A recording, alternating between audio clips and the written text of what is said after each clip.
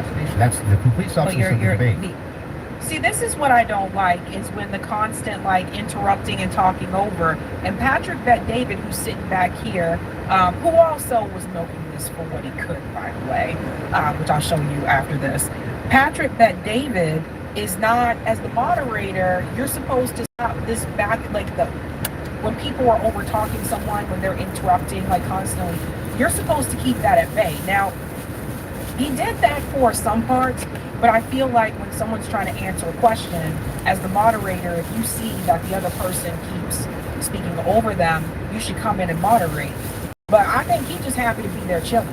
He's just chilling, basically. Actually, would you like to remind him of what our debate claims actually were? And would you like to remind that you said I could ask you about any of these things to my heart's content? Feel free, but you do not get to structure how I'm allowed to reply or ask me why are you allowed to I'm not structuring how you're allowed to reply. I'm just asking direct questions. I have full confidence that you do not feel that you represented your claim well. And so now what you came prepared to do is to present yourself like a professor of fallacies. I just want to know. And to say, you're not allowed to say that. You can't. You can say whatever you want. Watch the foot, because the foot was getting serious action. Like, his foot was just like, down, down, down, down. His foot was dancing away.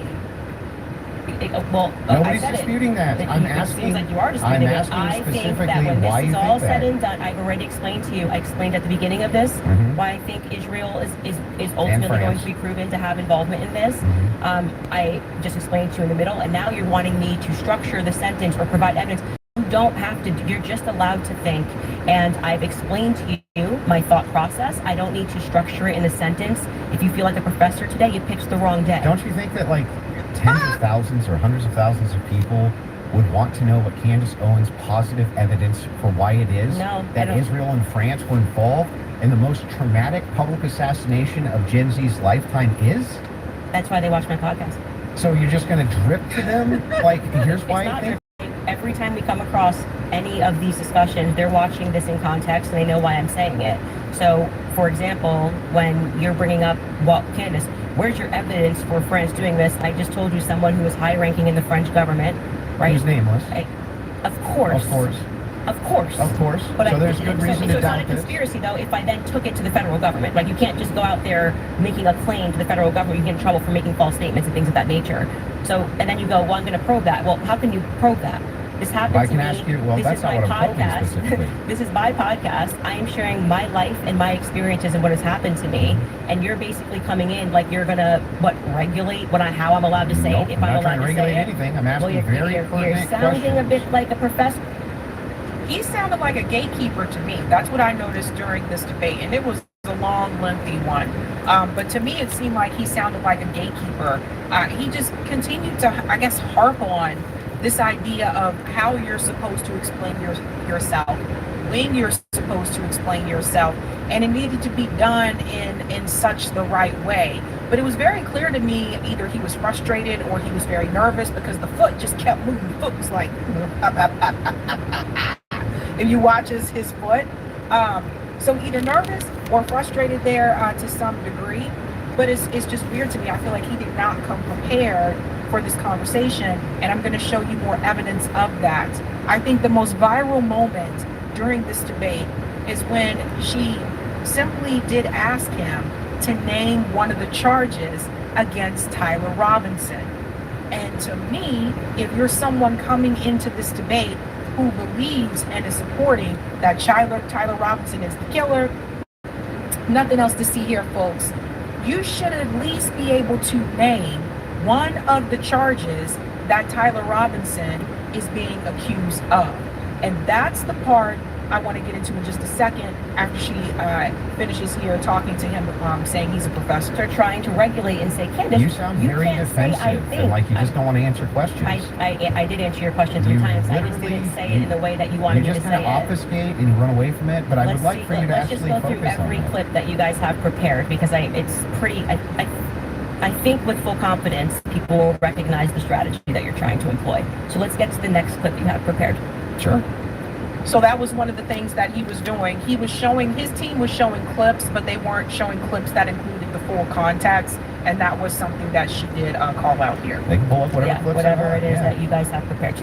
But I would still, on this point, I just want to make sure that you have full confidence that France and Israel are involved in the assassination of Charlie Kirk, and you have no evidence for it at all that you'll give us. Well, I already did tell you where it came from. Like I said, I can explain it to you. I can't understand it for you. Did that same higher up tell you that he was going to kill, or that France killed Charlie Kirk, or just that you were in danger? They said that the French Foreign Legion was involved and on the ground that day. I've already said that. You just don't like hearing it. No. And just out of curiosity, yes. When you passed down that message to a Tulsi or Trump. Tulsi's office, yes. Tulsi's office. Are you giving them who told you that? Or you're just saying, here's what I heard from somebody? And I have this. Oh, look who's alive. It's Mr. Patrick Bet-David, the moderator, the whole time.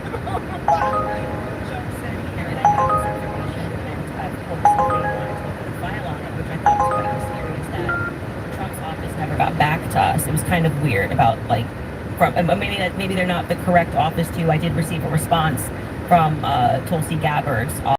I don't think there was ever any investigation into what I said. So the call was, hey, I've been told the email. Yes. Email was, I've been told I have information, that the French Foreign Legion was on the ground during Charlie's assassination, and that, I mean, it was a lot of information, but like... The foot, it's the foot. Okay. Patrick Bet-David also a Zionist, don't forget that, guys. Don't forget that. This guy said, just be careful with this, watch. Because when I saw this debate was about to happen, I said, Patrick Bet-David, the Zionist. And I often wonder if he went in as a mole. I really do. This guy interviewed Benjamin Netanyahu and kissed his ass throughout that interview. I finally found the perfect sectional for my family. And no, it didn't cost me an arm and a leg to get it. Right now at Ashley's Labor Day sale, you can save up to $1,000 store-wide. That's right, $1,000. Shop now.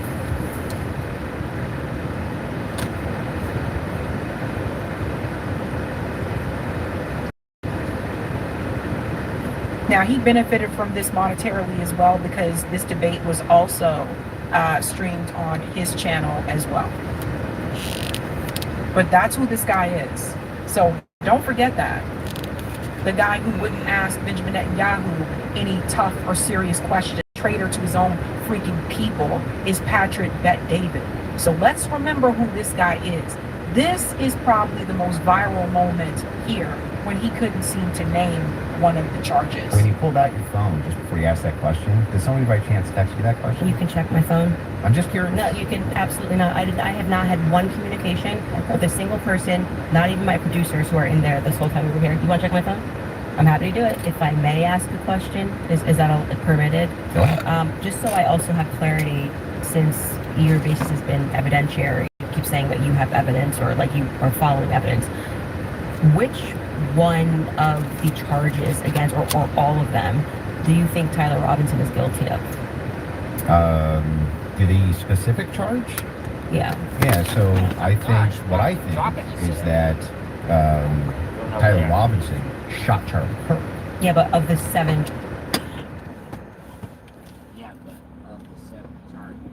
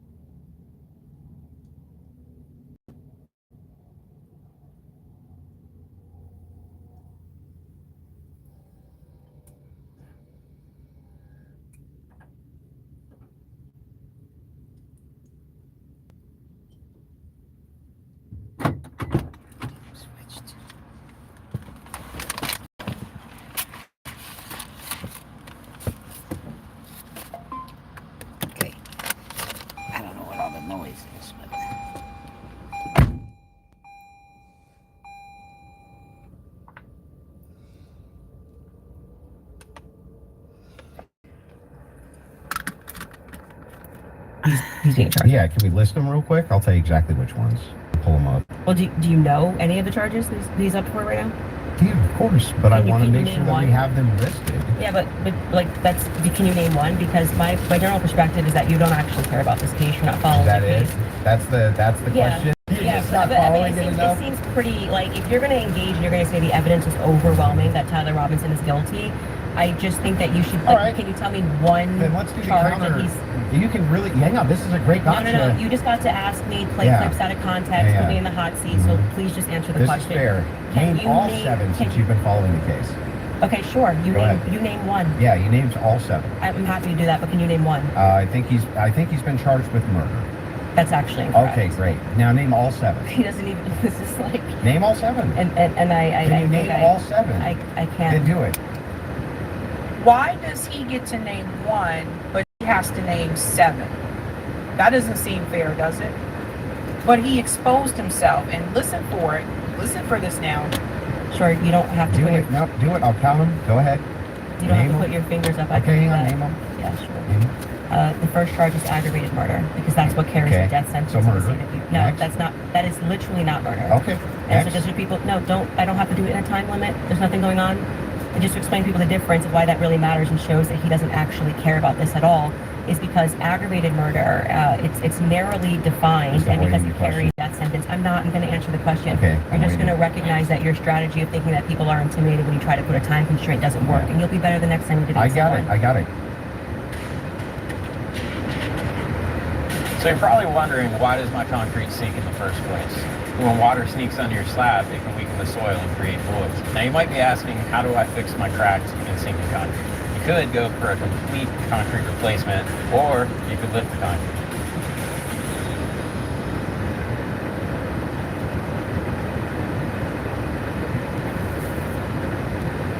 Send me to I debate got someone. it. I got it. Oh, buddy. Let's see how you do under pressure. Let's see how you do under pressure. Give them a name to remember. Hey, let's see how you do under pressure. Let's see how you do under pressure. A moment can live on forever. Guys, he did not come into this debate prepared. You mean to tell me he couldn't name at least one of the charges? But he was so confident in his ability to debate and win this debate, but he couldn't name one of the charges. But she has to name 7, by the way. Before you grab your next pack of toilet paper, it's worth knowing what's actually inside some of the brands you've trusted for years. Not the packaging, not the marketing. What independent testing, consumer complaints. So the new established rules on this channel are that if I'm wearing sunglasses, you can expect me to make fun of people. Like, not making necessarily super serious points. Definitely within the humor, there will be some things that should be taken away. But, you know, not necessarily going to be a surgical analysis of whatever I'm talking about. It's more going to be a surgical takedown of whatever moron I'm talking about. And this is going to be a video where that is going to be very prevalent because, in case you guys didn't hear, Andrew Wilson wants a rematch. Willing to pay $100,000 for it, I think. Okay, $100,000 rematch. That seems like a thing that's going to happen. There's about that seems desperate and pathetic, and also there's nothing about that that would indicate you know you lost brutally, and you definitely need a rematch to try to redeem yourself. But listen, something tells me it's going to take a lot more than $100,000 to do it, given the fact that as of this moment, the entire world thinks Candace ate your liver and then dined on your kidneys on I don't know, I was going to make a joke, you know, the Silence of the Lambs one, fava beans. I don't even know what fava beans, that's has anybody else thought that was a super weird, like anybody else been like, what's fava beans? His pulse never rose above whatever while he was eating his liver. Crazy. Anywho, they don't make movies like that anymore. It's boring. So, first though, okay, as we look at the rematch, that's a serious thing that's going on, okay? If my sunglasses are off, then it might be an actual serious point, you know? But we're going to start right here. Oh, let's start right here, okay? Because this might actually be a serious point, okay? Because this is an Andrew Wilson account. They aren't even trying anymore. It's only been a couple days. Even Barron admits, live to his whole audience, that Candace had no evidence, and that evidence is irrelevant. Lord, send me better ops, because this is just pathetic, no doubt. Now that's funny. Let's actually hear what Darren actually said in this 14-second clip. Candace is a winner. No doubt. No doubt Candace walked away a winner. None. She walked away a winner on every claim, on every claim. You say all you want, Smoke Boy, that she doesn't have any evidence. It's irrelevant. She's allowed to have an opinion. Candace is a winner. Yeah. Oh, I'm sorry. Sunglasses going back on for this because actually no, they're not. I'm gonna say something serious. Are you telling me that you heard Darren say that he admits that Candace had no evidence? Is that what he said? Let's listen to that again. I just want to make sure that now that you know that I'm actually making a real point. Is that what he said? Candace is a winner. No doubt. No doubt Candace walked away a winner. She walked away a winner on every claim, on every claim. You can say all...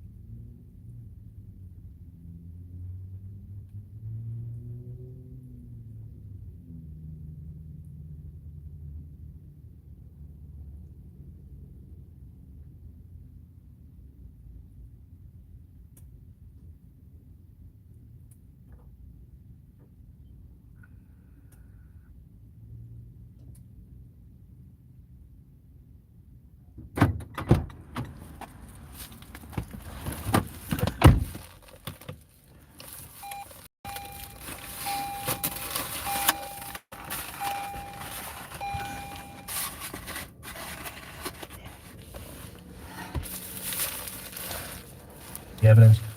It's irrelevant. Oh my God. Wait. Hold on. Sorry. She's allowed to have an opinion. He said, you can say all day that she doesn't have any evidence. It's irrelevant. She's allowed to have an opinion. Is that the same as saying she doesn't have any evidence? I'm just curious because this guy's super smart and he clearly understands criminal law so well that he doesn't know the difference between aggravated murder and, you know, whatever murder charge he was talking about. It's like you can at least tip on first degree murder since obviously this would have been premeditated. Listen, it's possible he didn't even know the difference between first and second degree murder. That is very possible, okay? So as an example, like if I was at the gas station and somebody was playing your podcast super loud and I was like, can you turn that down? My brain can't handle listening to this guy, okay? I can hear him smoking into the microphone and his I can't turn it down. And the guy was like, nope, Andrew Wilson's the man. I'm like, Andrew Wilson's not the man. He's all, no, he is the man. He won that Candace debate. And I was like, you know what? I need one less stupid person on earth. Bang, and I murdered that dude. That would be second degree because it was a heat of the moment. I got in an argument and then I pulled out a gun and I shot the guy over him playing your stupid podcast super loud. If I was like, I'll see you later, pal. And then a week later, I was following him around and then I went to his place. I knew I was going to kill him. I planned it out and went and killed him. That's first degree. So, just in case that ever comes up later, you know, murder is not a charge that has ever been charged on anyone. Okay, so aggravated murder, that's a real charge. I know some guy who's actually doesn't know the story, but bottom line is doesn't know case like that. But he also doesn't know how to translate words into their meaning, which is crazy because that's not what Darren said at all. Okay. But here's someone who definitely knows how to translate words into meaning, right? So like, this is his wife, Andrew Wilson's wife, just vomiting a paragraph that I can't help myself, I'm just gonna read it. And then I'm gonna look at some of her other stuff. I'm gonna do that right after you subscribe to my channel and like the video if you wanna support my channel, because that's very helpful to me, very helpful to whoever you like in this story, even Andrew and Rachel, because if you like them, this is tough love thing. They need this moment. They need me to tell them, Rachel, shut up. You're not doing yourself any favors. You're certainly not doing your husband any favors. Andrew, asking for a rematch is embarrassing. Doing it through your buddy and pretending it's not you doing it is even more pathetic, because everybody knows. If you honestly think that you won that debate, if you really believe that, I want to say this to you crystal clear. Is this still me asking for a subscribe? I think it is. But yeah, if you want to subscribe and like the video, that'd be awesome. I want to say something directly to you. This is really, really serious, okay? I know that you think about debates in terms of what can you attack about a thing a person is talking about. But the thing is that there's always two sides of the debate. And your side was, I think that the evidence is overwhelming. So when you demonstrate you don't even know what he's charged with, how could you have possibly analyzed whether the evidence supports him being guilty? You lose. That's it.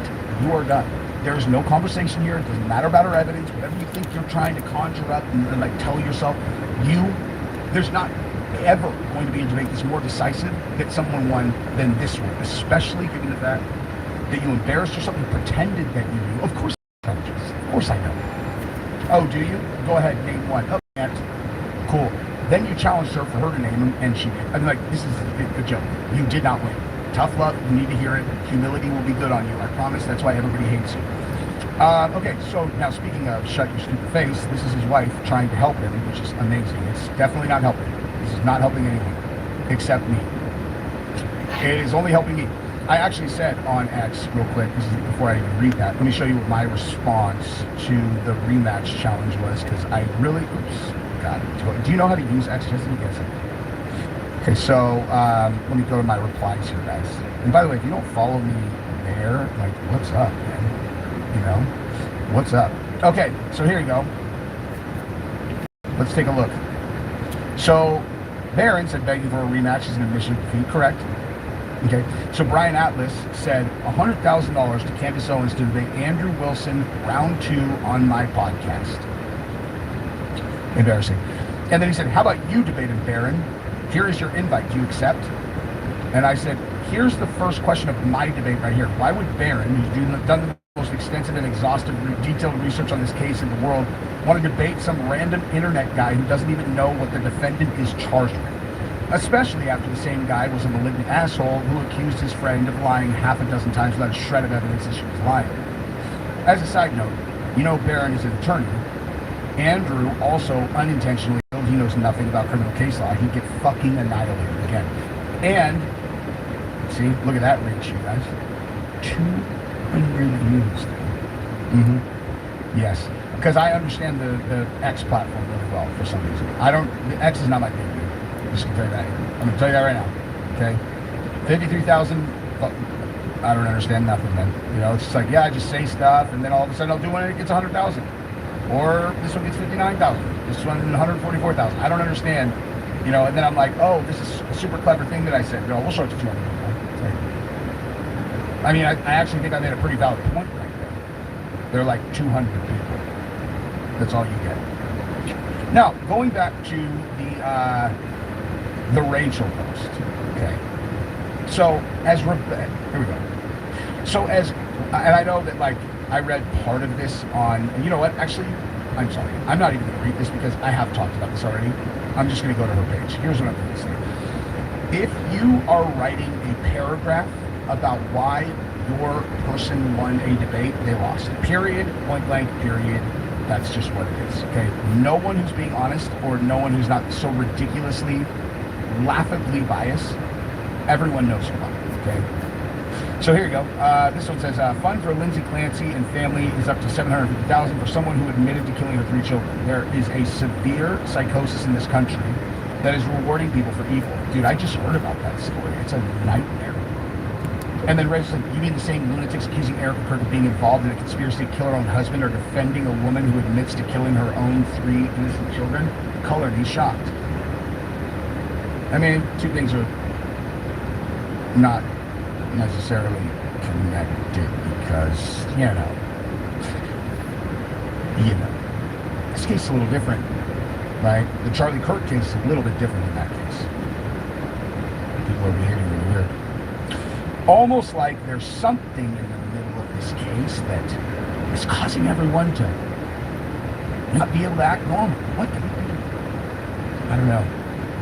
Probably because they all participated in killing him. That's probably it. Wait. Hold on. Rachel thinks that women shouldn't vote? What a fucking idiot. I mean, listen, dude, I think that most of my, core issues would probably do better if women didn't vote, because I'm a Neanderthal man who's, I don't know, actually. I actually have no idea what's accurate. It's just a thing I said. However, if she actually thinks that this is a real opinion that any woman in America, who is a self-respecting human, should have, it's like, oh, you want to, kick off the suffrage movement again after, we take away, what are you talking about? What are you talking about? Only people who are landowners should be able to vote. It's like, oh, so no one very soon. I mean, I was blessed enough to kind of get into the owner side of this game before whatever's happening right now happened, but I am not a selfish weasel. Actually, I don't know. That doesn't even apply there. Okay, so here you go. No retarded gay shit formed against me shall prosper. Wow, she's so fucking cool, dude. Hey, him smoking 1,000 cigarettes, this is she's really representing herself. It's damn, she's cool. This is cool. To a reminder to all those idiots and morons who think Andrew supports... sorry, I'm not going to cover that or say that because you know what? I'm scared. I'm scared of getting in trouble. God, can you just say what you think about the podcast for God's sake? Okay, what does she think was a great point? 0%. I don't know. I'd say 75, 85%. Candace? 0%. 0%. I'm at 0. So, with what we've seen in terms of the evidence, I'm at 0%. Now, obviously, I love Candace. I never love certainty. That's across the board. Anyone who says 100% about anything, anyone who says 0% about anything, I just don't like it. Unless I've personally witnessed something where I'm like, I was there. There is no scenario where I'm wrong because I personally witnessed it. I mean, listen, she's probably right, obviously. But, oh my God, this whole thing is actually I'm not going to talk about that because I'll probably do another video. A man should understand he doesn't protect his woman because she's weak. He protects her because she's retarded. Wow. This is really funny. Because I think there's a lot of people who watch that debate, and when Andrew, got confronted with the fact that he called Erica retarded, he said, I think all women are retarded, and everyone's like, wow, that is exactly how you should recover from that. That's hilarious. I know I agree. I thought that was hilarious.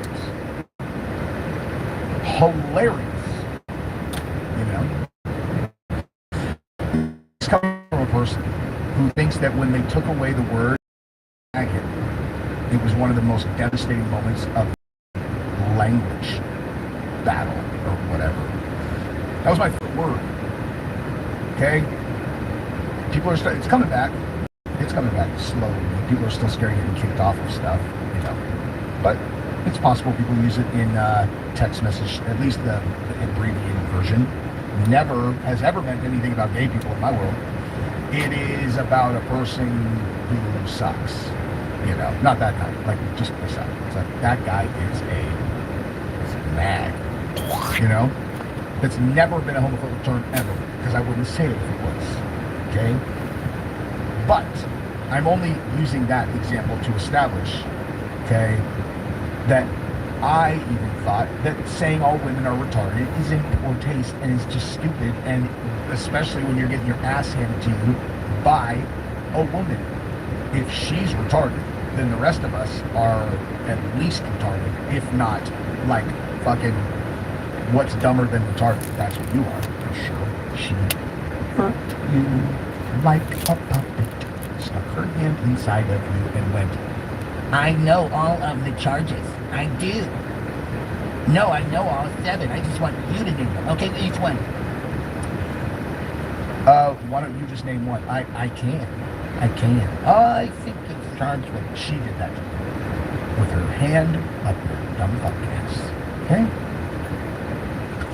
So, anyway, I wanted to go back over here. Well, I'm not really done with her. This is great. Unfortunately, we are not dealing with rational people who care about facts, logic, and evidence. Oh, is that right? Is that right? Not dealing with people who care about facts, logic, and evidence? Says the wife of the guy who didn't even know what the guy was charged with when defending that the evidence. Do you understand how you have absolutely no credibility for it? The people saying that he won, it is so asinine. It's like, you guys, even if he had cooked her to the bone on almost every other thing, he lost. Just on that moment. And he hadn't. He didn't know shit about this case. His fucking arguments were that, oh yeah, it's not weird that the bomb-sniffing dogs didn't find the rifle. No, that's not weird. No, it's not weird that Lance Twiggs, all the stuff with Lance Twiggs, because they never confirmed that his DNA was on the rifle. They didn't confirm it's not on the rifle, but they did confirm that, that it's not confirmed yet or whatever. That means that your arguments, are you serious? Do you even know anything about the fucking Lance Twiggs thing? Did you know that the text messages that you're referencing were sent at 11:30 at night? When you read that text, actually, what am I talking about? He hasn't read that transcript, dude. He knows that he confessed in the text, right?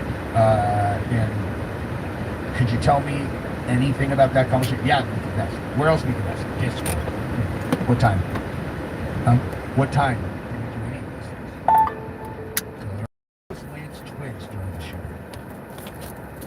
I mean, how is this relevant? He's not charged with the crime. Oh, that means he must not have done it. Fucking genius.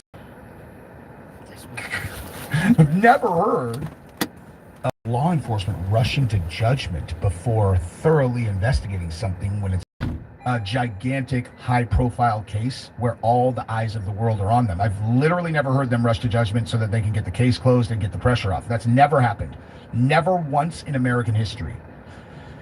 And given the fact that the people who you're talking to have done about 1,000 times more research on this case than the people whose story you bought after they wrote it 36 hours after Charlie was shot, that makes sense.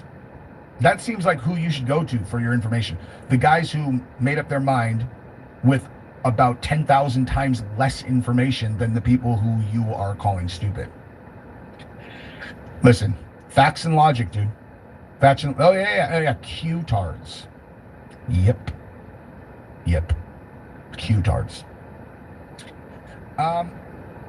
Since Candace's people are going to twist everything I say into absolute scandal, let me clarify. I just meant he wasn't important enough in the geopolitical grand scheme of things to realistically be the subject of a multinational high-level conspiracy with hundreds of co-conspirators across multiple agencies. Of course, I did not mean he was not important as a human being and in American politics. God, you people are awful. Well, what's funny about that is there were a lot of people involved, in my opinion. Like a lot of people.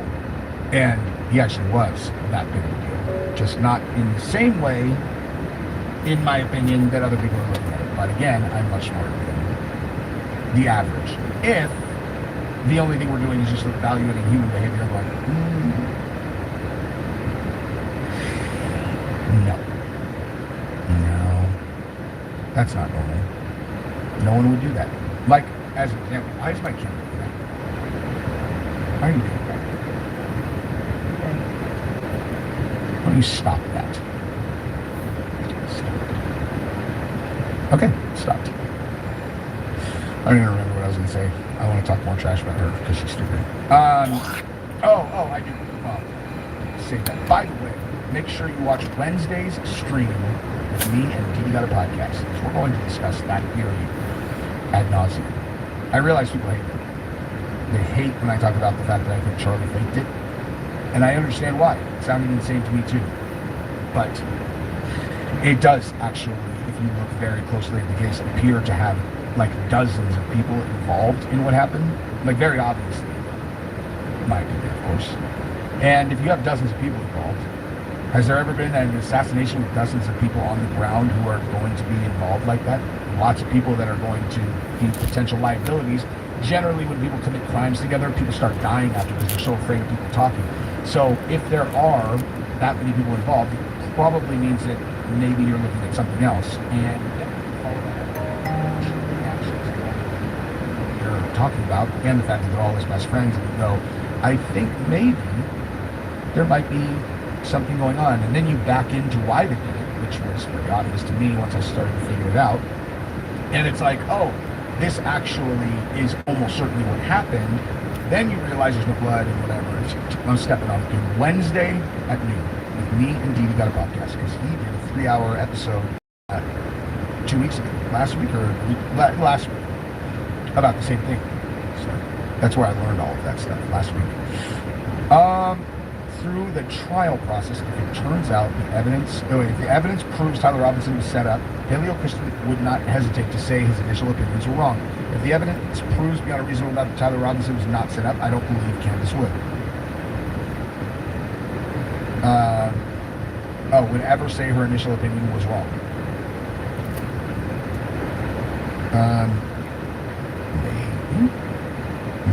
I don't know. I'm just so curious what she thinks indicates that Anne won. Oh my God, this is amazing. Candace acts like she's the smartest person in the room. Andrew repeatedly asked for evidence. This ruffled her feathers. Okay, idiot. Did you see at the end of the debate where he was running that game on her, and he asked what the evidence of the steakhouse on her time at the steakhouse stop that Tyler Robinson took? Why is that on your timeline? What's your evidence? And she said the receipt that another journalist is running, and she spoke to the manager personally. Remember that? And then he just kept saying, so you have no evidence. She's like, no, I spoke to the manager and I've seen the receipt. He's like, so you have no evidence. Like, okay, because all he was doing in that moment was betraying a couple things. Number one is that he's not listening. He's just going to minimize anything she says. He's going to misframe everything she says. When she says she never talked to them, and he doesn't believe her and she's lying. He also then, of course, in this instance, is going to pretend that she did not speak words, which are absolutely evidence, doesn't mean that he was actually there. But what he accidentally betrayed, in my opinion, is that TPUSA was very focused on the steakhouse, which means I think they know for sure that he was not there, which is interesting. How did they know that? They would be so focused on either he was done by then and was just like and not processing information, or that was a point that they made very, very like, listen, the steakhouse, you got there's nothing there. For sure he was not there. Be a benefit. You know, Andrew's probably not smart enough to ask, like, well, how did you guys vet this? Oh, well, you know, whatever. It's like, you didn't do it, did you? What? You didn't, like, do the crime. Like, kill Charlie? Of course we didn't kill Charlie. Put me on a lie detector. Did you kill Charlie? No, we did not. Yes. Were you involved in what happened on 9/10? You can't be switching up questions on me. I agreed to answer that one question. Anyway. So, who knows? Maybe Tyler did it. Maybe he's alive. Maybe it's a exploding mic. I don't know. All I know is that I don't like people who are condescending pricks, and I very much enjoy when they use things, and I really enjoy watching them absolutely trounce on the internet. And I even more so like people being so hard that they are literally willing to just be like, oh my God, look at, we ran a poll, dude. We ran a poll and he won. We're like, oh yeah? Tell me about your poll, bro. Tell me about your poll. Here you go. This is fun. Look at this. Candace said, I can't tell if this is parody. Bro lost so badly he's bringing in his robot friends to tell him otherwise. And He says, Candace thinks her fans are smarter than AI. A poll flooded by your own audience doesn't prove you won a debate. It proves you have fans. It's really simple. No one cares about a poll that is obviously going to be swayed by your massive audience. When you actually look at burden of proof logic and positive evidence, you did not substantiate your central claim that Tyler Robinson was a patsy set up by the feds. Questions aren't evidence. Suspicion isn't evidence. Your audience believing you doesn't make an argument true. It just shows you've cultivated an audience that will believe almost anything that you say. It's quite sad that Candace brags about her audience. They're truly like hallucinating cultist retards. It's like Charles Manson and it's Helter Skelter. Rationalism. Candace loses. Oh my God! Listen, this dude's watching the Charles Manson documentary on Netflix right now, and so he's smart. Oh, listen, yeah, he's really smart. He knows all about Helter Skelter. I read that book, by the way. I know more about it than you, guy. You, sir, are much more likely to get swallowed up by Charles Manson than anybody that you're talking to, but it's fine. So, you want to know why? Because he would have thrown all that pussy at you, dude. He would have just thrown that box at you, and you would have taken it all up and be like, I'll do anything to continue to have this. And all I need you to do is walk in my footsteps. When I step right here in the sand, make sure your foot goes in the sand. And he would have done that while you were on LSD and told you he was Jesus while he's dead sober. And before you know it, you're breaking into people's houses and writing on the walls in their murdered blood. That's how that goes. That's what would happen to you. All because you can't close your limit. You should ask some of Andrew's friends. Those red pill guys will tell you how to slay bots better than anybody. But what they won't do is tell you that Andrew won this debate, because even those dimwits know that Andrew lost. Because your own logic right here, hey, facts and evidence and logic. Oh, so she have the whatever to support her central thesis. I agree. If her central thesis was Tyler Robinson was set up to be Patsy, that's a hard, fast statement of fact that of course no one knows for sure unless they did it. Obviously she didn't do it, so she can't know that for sure. I think she presented pretty good evidence that there's reason to be suspicious. The only reason I can say pretty good is because there's so much more. It's unbelievable how much more evidence of that there is, and Andrew just refused to allow her to present it. He just minimized everything she said, shit on everything, whatever, because that's what he does. The thing is, though, is you have to flip the looking glass and then point it at your boy, because he also had a thesis to defend, which was that it's overwhelming evidence that Tyler Robinson killed Charlie Kirk. And he presented literally nothing, except for the fact that we now know that he didn't even know what the charges were, which means his opinion is irrelevant. So, ipso facto, your guy fucking lost. And that is what it is. I love you guys. Subscribe to the channel, ring the bell. Okay. Check your socials, because there's big news in the sports world. No, it's not a blockbuster trade or a big name free agent signing. The DraftKings Sports app is now available nationwide. So if you're anywhere from Florida, Texas to California, you can get in the game at the speed of sports and feel the sweat in all 50 states. The DraftKings experience you know and love, all in one easy-to-use app. Available now nationwide. New DraftKings customers spend $5 to get $150 in total bonuses. The crown is yours.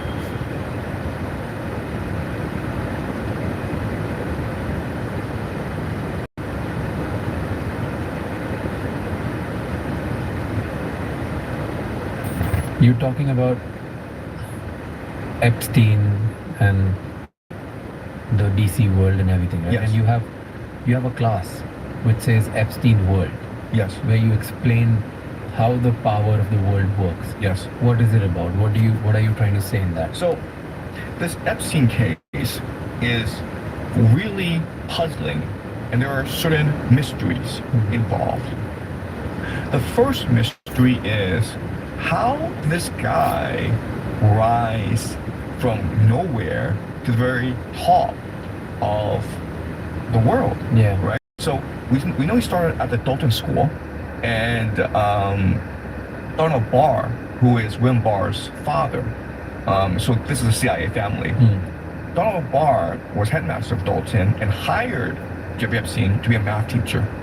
And then Jeff Epstein was there for a few years, and then he went to Bear Stearns to work in finance to learn the financial world. And after Bear Stearns, he went to work for a man named Douglas Leith. Leese, who's a British arms trafficker involved with Iran-Contra.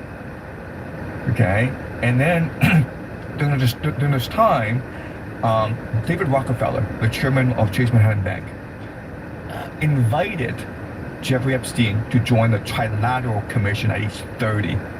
And Jeffrey Epstein tells Steve Bannon in a media interview, it's because I'm a math wizard. Like, I'm good at math, and that's why they wanted me on the board. Clearly nonsense, okay? But it's like, why would David Rockefeller invite this 30-year-old to join the Trilateral Commission? Exactly. He could have anyone from the world, but why him? Exactly.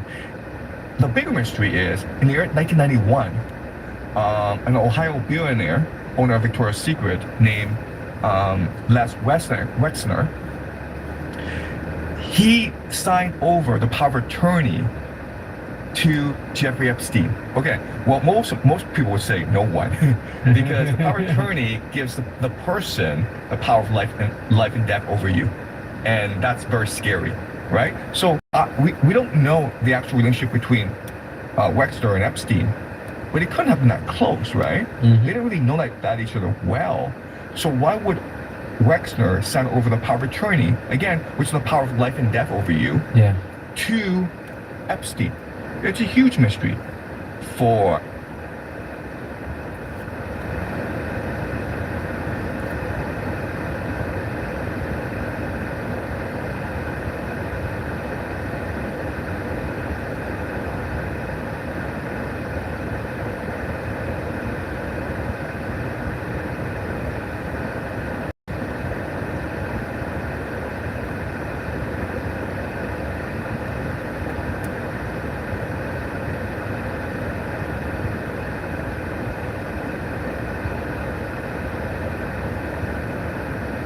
I had 3 days before my landlord put me out.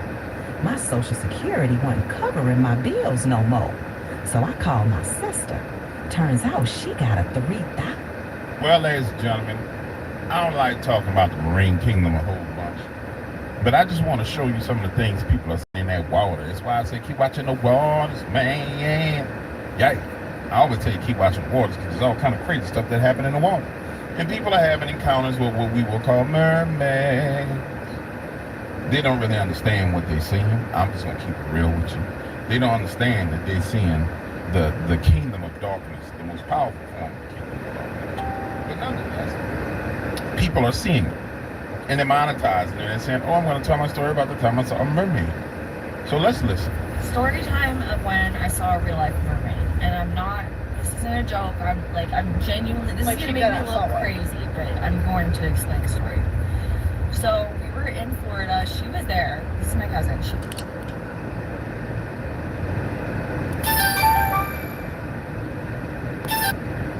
What up? I'm going. Going to work?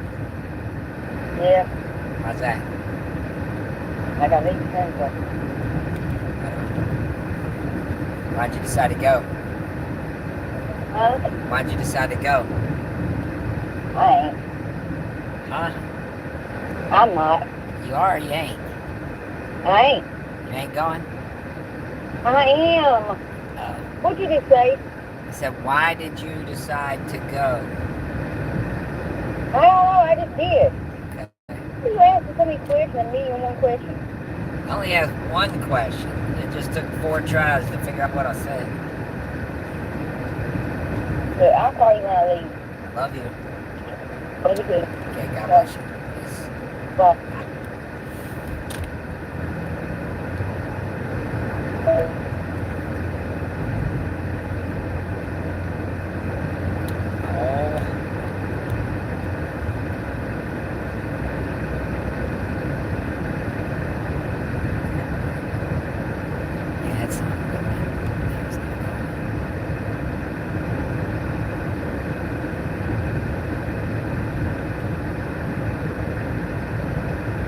It was a big family trip, probably the last big family trip that we've ever taken. Yeah. I woke up early, I was like 13, so like I know what I saw. I woke up, went outside to just take a walk on the beach. I had a little slide phone Nokia kind of thing, like one of those with the keyboard. So there was just no possible way that I was just gonna take my phone and like take pictures or anything like that. So I didn't have my phone on me. I was walking along the side of the beach and I saw what looks like the torso of a mermaid with like the mermaid tail and the body. I don't remember seeing a head, but it looked skeletal. Like it wasn't like alive, obviously. I obviously freaked out. I went back and tried to tell my dad, and he came out. Like he was like, "Okay, let's see what you got." So I went to show him this.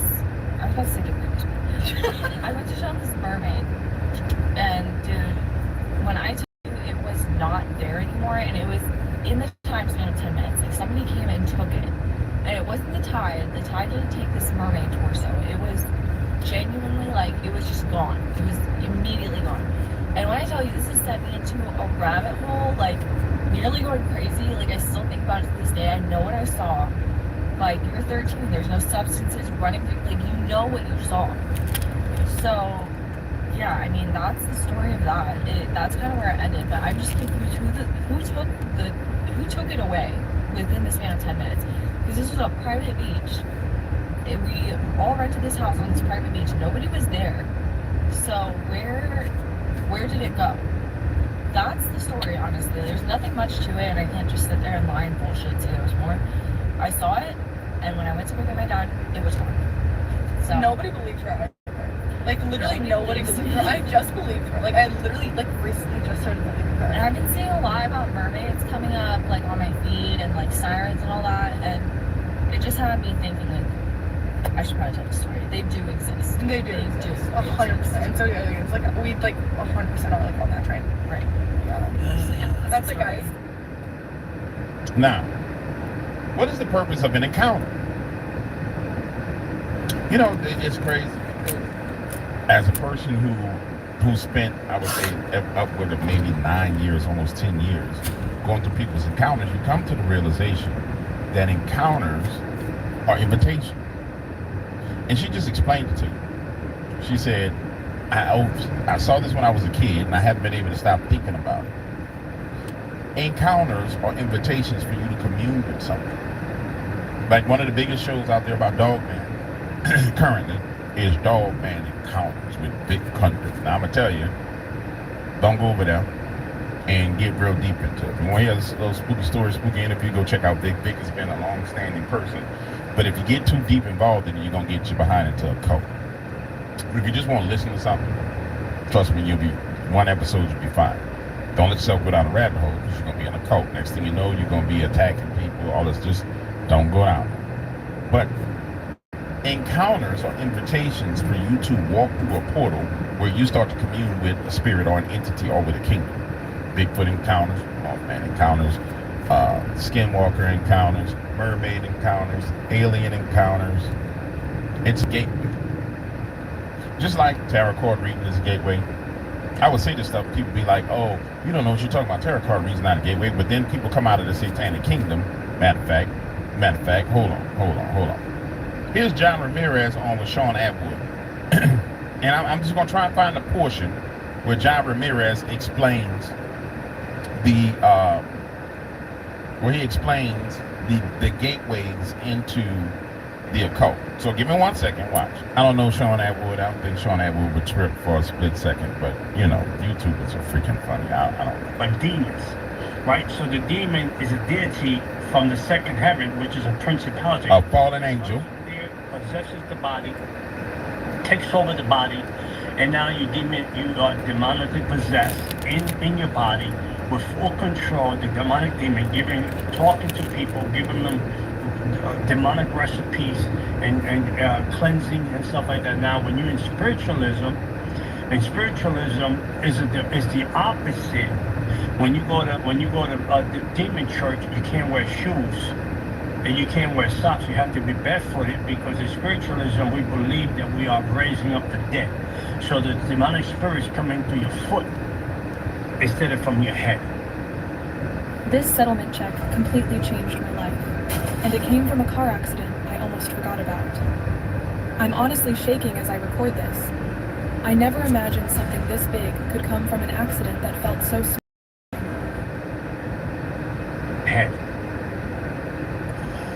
So how old were you the first time you were demonically possessed? Well, let's put it this way. I was recruited, right? There's people that have been initiated, right? In Hollywood, people in Hollywood initiated. They offer you a contract. That means they make an offer. They say, hey, you want to be famous? You want to be famous? You want to have the best deals, the best Hollywood contract, the best Hollywood movies, in the music industry, right? Because the devil lives for the music, right? Because the devil wants worship. When you go to the concert, what they do? They raise hands and sing to the song, right? When we go to church, we raise hands and worship the living God, right? So it's a copycat, right? So they offer you a contract, right? I was initiated from the second heaven at 7.5 years old. I was out in the South Bronx, playing in New York City. That's one of the boroughs, of the 5 boroughs. I was playing in a broken lot with a friend, which is the bully of the neighborhood, and he actually was throwing rocks, breaking windows from abandoned buildings, because the South Bronx in the 70s was called a Fort Apache. They would burn to collect the money because the neighborhood was controlled by gangs. So we were breaking windows, and I heard this thing go, and it hit my feet. And I looked down. When I looked down, there was a necklace of the 7 demonic powers, colors. So I took it and I put it in my pocket. My reaction was, it was so bright and so vivid that it attracted my eye, the lust of the eyes. I took it, put it in my pocket, because I didn't want the bully, my friend the bully, to take it away from me. Then I heard my mother's voice from half a mile away saying, Johnny, come home. So I told my friend, I gotta go, my mother's calling me. I ran. So when I ran, just to sum it up, it was a familiar spirit. My mom, they had no microphone to talk from that distance to call my name. It was a familiar spirit. It sounded like my mother, so I can run home and take the necklace. And once I put the necklace on me, that's when the whole journey started to the dark side. When I put the 7 demonic powers, Paul was recruited from the 3rd heaven, right? He was in the book of Acts. Paul was knocked out the donkey, and he said, who are you, Lord? He said, I am Jesus, who you prosecute, right? So John Ramirez was on a broken lot from the 2nd heaven, which is the space principality. That's when people say, we see demons, we see UFOs. No, you don't. No, you don't. Those are entities, are demonic forces. They can transform themselves to whatever the human eye wants to believe. So I was recruited from there, 7.5 years old. At 8, I was initiated with my first ceremony. So, at that young age then, what was in it for you? Did it make you feel powerful? Well, love, invited, accepted. It's like you're born again to a new family. Okay, John, not getting to what I want to get him to. Hold on, John. I don't want to steal Sean's stuff. Because I don't like that. He's not getting to what I want him to get to. But essentially,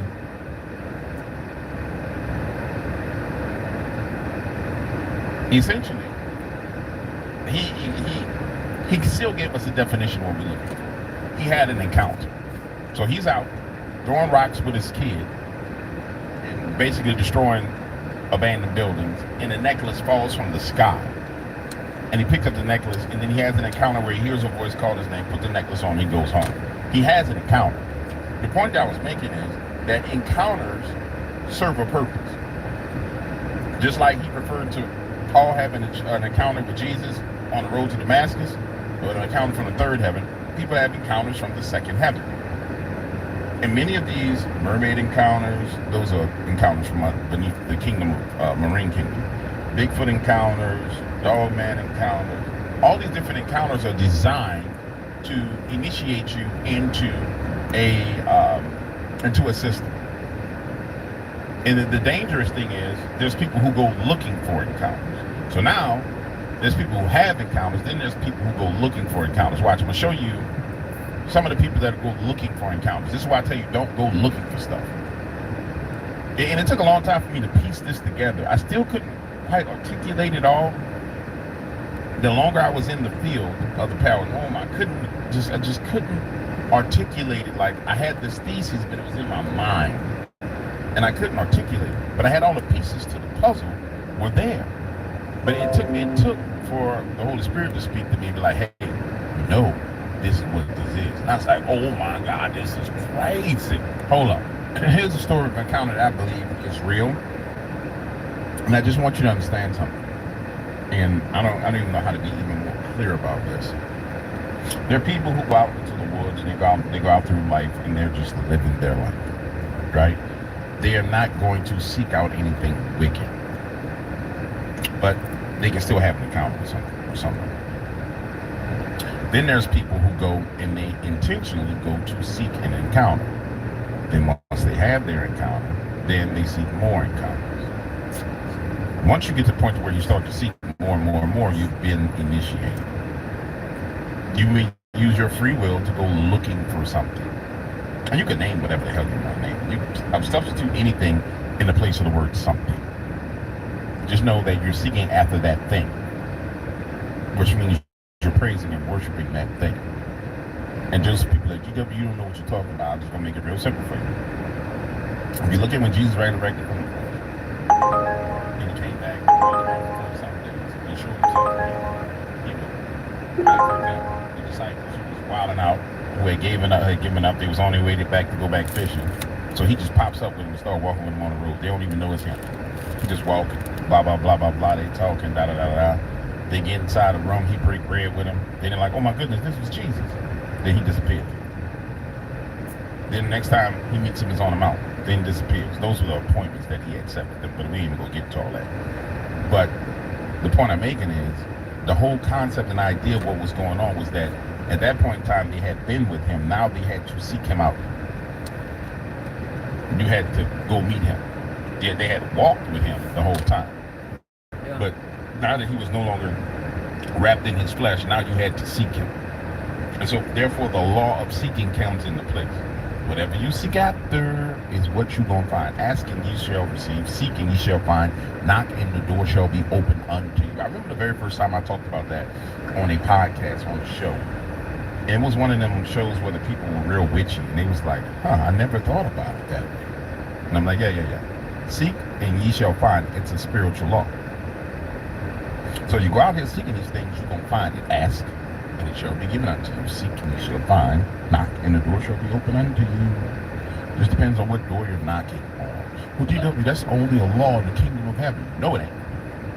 No, it ain't. Because the demonic kingdom only steals what the kingdom of heaven has in place. But whatever. Here we go. We got a story about a year ago. It was really creepy. This took place in East Texas. And this fella liked to hunt hogs. Hunting's kind of expensive, so he wanted to get him a nice thermal scope. You know, we're talking about $5-6 grand. So he goes out there and Trey V says, meet at doorbell. That thermal scope. Well, he sits there for about an hour and a half. No hogs. So he's like, well, maybe I should move. So he's like, okay. He gets up. He moves about 150 yards away from where he was previously sitting. Sits down, puts his back to the tree again. Now he's glassing in the opposite direction, looking for stuff. Well, about that time, he sees the heat signature of something moving. He's like, oh yeah, pigs are coming in. This is going to be it. He gets ready.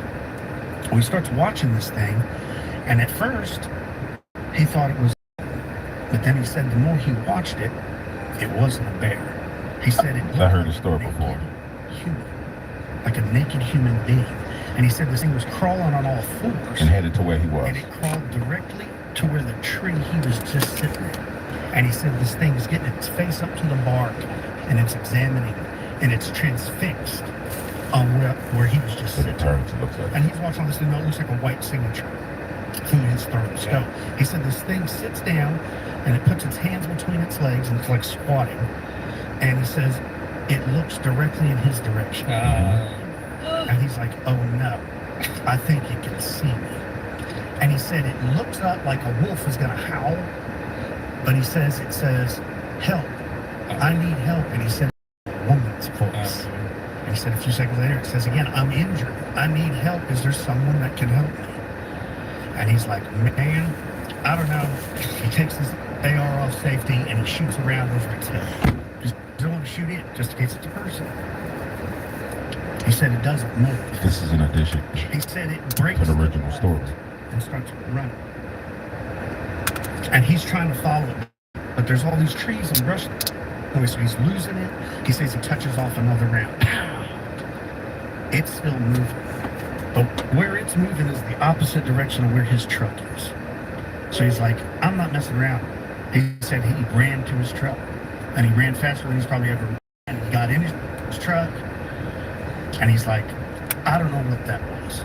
Never used a scope again. Never did it. See, that would be always cool. like, where did it go? Where is he? Wow. Stop. Hold on. I get chill bumps every time. Every time. Bro. You know, there's such a disadvantage of being a person who's been in this field so long. I remember when the first variation of that story came out. The very first variation of that story was a Bigfoot. It was a Bigfoot story. Oh, Then stop. I remember the next variation was a dog story.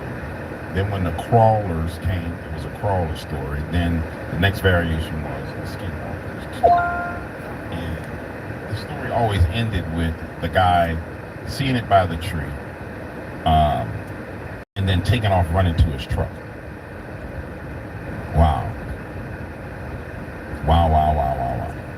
So, it just so you guys understand, I'm not negating the encounter at all. For a fact, I can tell you for a fact there's been people who had that similar encounter. They didn't go the exact same way. Pale crawling thing that looks human, that speaks. Seeing it through thermal, seeing it through regular scopes in the daytime. So the concept and idea is not fake. The point I was making is the encounter itself invites you into a place.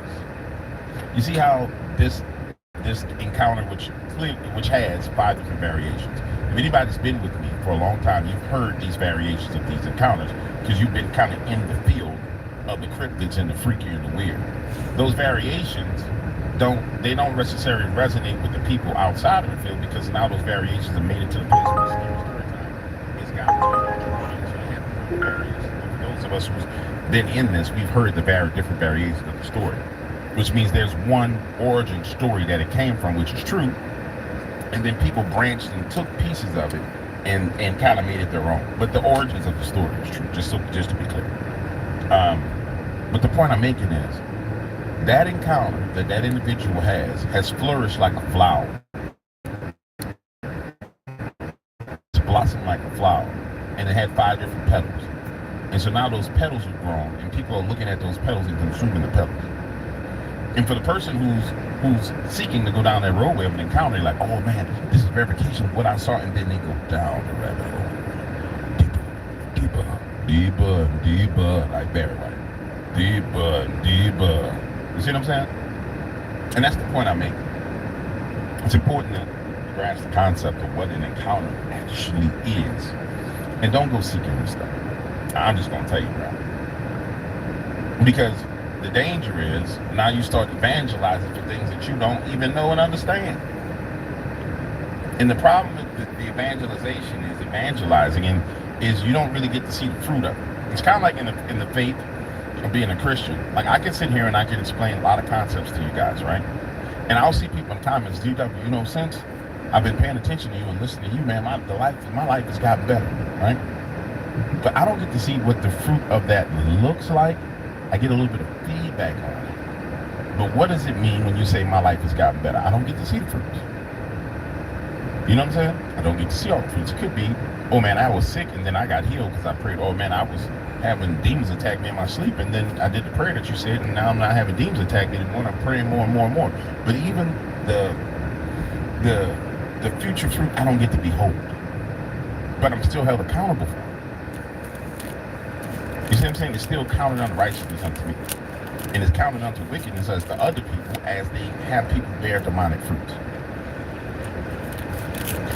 I think you guys get what I'm saying. I've been told to stop saying that y'all don't hear what I'm saying and y'all don't understand me.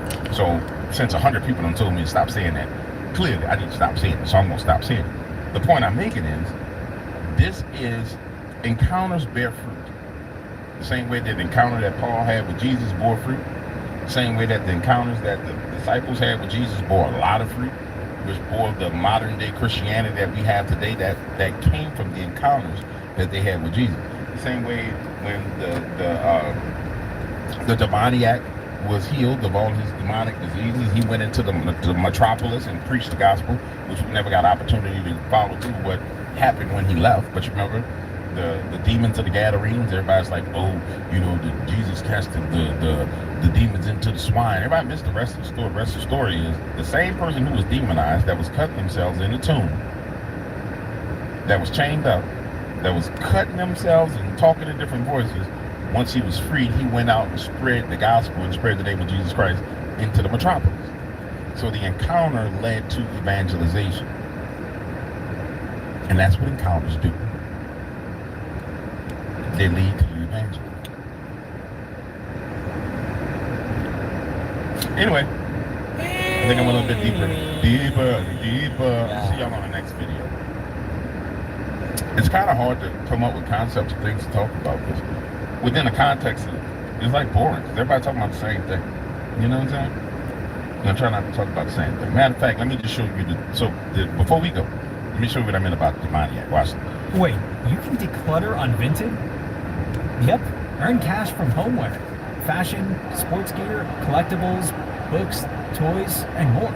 Just download the app, snap your items, add a detailed description to your listing, choose all the correct info, and set your price. Get ready to sell across all kinds of categories, and with... Show you what I meant about the demoniac. Watch it. Here it is. I had the one. I went to Matthew, I went to Luke, but this is the right one that gives it. And they came over to the other side of the sea in the country of the Gadarenes, and when he was come out of the ship, there met him out of the tombs a man with an unclean spirit, who had his dwelling among the tombs, and no man could bind him, no, not with chains, because that he had been often bound with feathers and chains, and the chains had been plucked asunder by him, and the feathers broken in pieces. Neither could any man tame him. And always, night and day, he was in the mountains, and in the tomb, crying and cutting himself with stones. But when he saw Jesus afar off, he ran and worshipped him, and cried with a loud voice, and said, What have I to do with thee?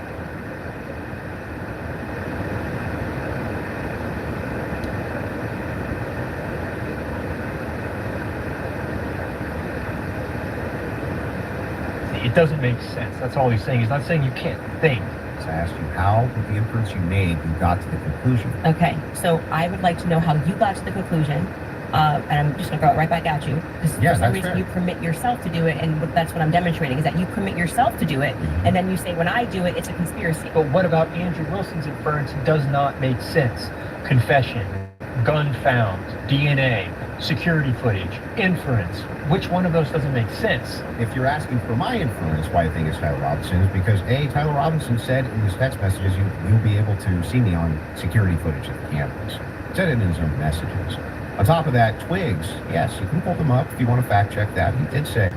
On top of that, well, before we get to this point, because Warren's about to say something else I disagree with, let me go ahead and concede to this point. I do agree with Warren that Andrew Wilson does have inferences, or he does have the proper pieces of evidence that lead to an inference for him to believe that Tyler Robinson is guilty.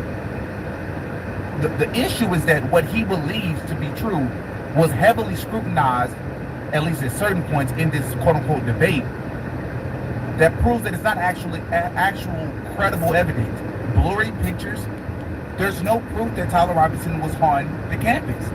There's no photos that show Tyler Robinson unequivocally, undeniably. It's irrefutable. There's not one photo. There's not one video footage of him or his car. So what you're calling evidence, I'm going to grant you, you have the culmination of all these things that lead you to believe that Tyler Robinson may have done it. Fine. Now let's scrutinize what you're saying, and it doesn't hold up. I think I really did miss that. I'm not saying you're wrong. I don't remember him saying you're going to see me in... Let's listen to what Candace just said here. Yeah, he did say. I'm sorry, I actually think I really did miss that. I'm not saying you're... Yeah, I think I really did miss that. You're wrong. I don't remember. I'm not saying that you're wrong. For him saying you're going to see me in... I just don't remember him saying this. Can we pull that up? Yeah, I think that's not right. I think that's not right. Listen to what Warren says. And I know I was interrupted, but I'm going to play it back one more time. Listen to how Warren reacts to this. And tell me if this is an honest person. Said it in his own messages. On top of that, twigs, yes, you can pull them up if you want to fact check that. He did say. I'm sorry, I actually think I really did miss that. I'm not saying you're wrong. I don't remember him saying you're going to see me. I'm paraphrasing. Can we pull that up? Yeah, Because I we don't- may I have- think By that's the not way, right. right there, she said, "Yeah, I don't think that's right." It was Right. So what's the issue, bro? She didn't think that it was right. She wanted it to be fact checked, which was the purpose of having fact checkers there. 3 people from each side. And it served to be that Andrew Wilson is correct. About to read it here. me. Look at the pictures from the surveillance footage. It was me. Okay. I literally said to you, it's not an oof. I said I didn't remember this, and I'm happy to have a fact check on that. Okay. I didn't call for the fact check saying you're wrong. I literally said I don't remember that. Rewind. Okay. So we were talking. So Warren says rewind, but whatever, and then he doesn't rewind. Don't remember that. Rewind. Okay. So we were talking about the messages themselves. They seem totally valid. I have no idea why they wouldn't be valid. You see what he did there? Warren said rewind. He never rewinded it because Candace Owens literally said, I'm not saying that what you're saying isn't true. I just don't remember this. I don't think that this is true. That's a very fair thing to say. She didn't say unequivocally she know it's not true. Warren is pretending that that's what she said. And proof of that is because he didn't rewind. Because she never said it. And I have not heard any good explanation for why it is that these messages should even be questioned. Parking aside the intuition of just something feels wrong here, which you should follow your intuition. But and it has to be tempered with logic, reason, explanatory power, and evidence, not just intuition. That's why we're parking it aside. Intuition is the first step. But we don't get to the second step. She just continues to talk about intuition. Nobody came in medium, right? No one came in like there were some interesting aspects. This was a little suspect. But I do think it's enough to go to trial. They all. So once again, Warren is being disingenuous, and this is what I mean when I say he was clipping this in a way that was not fair at all. This is not what happened immediately after those statements. He's clipping out certain portions of the conversation so it can fit his narrative. Candace Owens, literally when she started speaking about this, and remember, much of what he's been showing here is the first.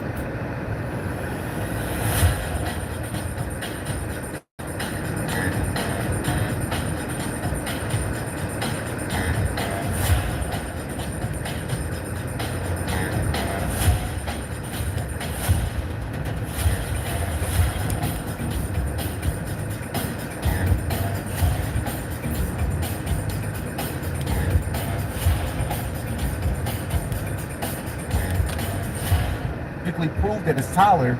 Instead of them focusing on that, it was Candace doing majority of the talking. Keep that in mind.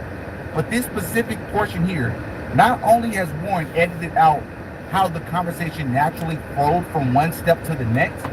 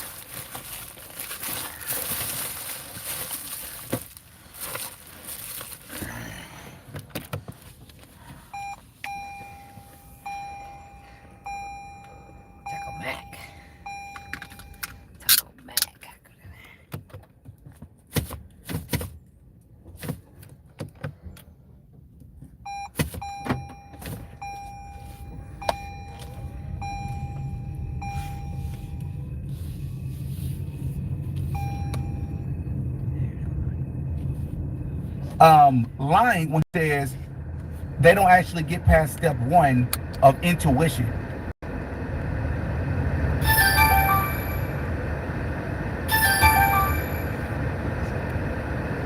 Hey, Jans.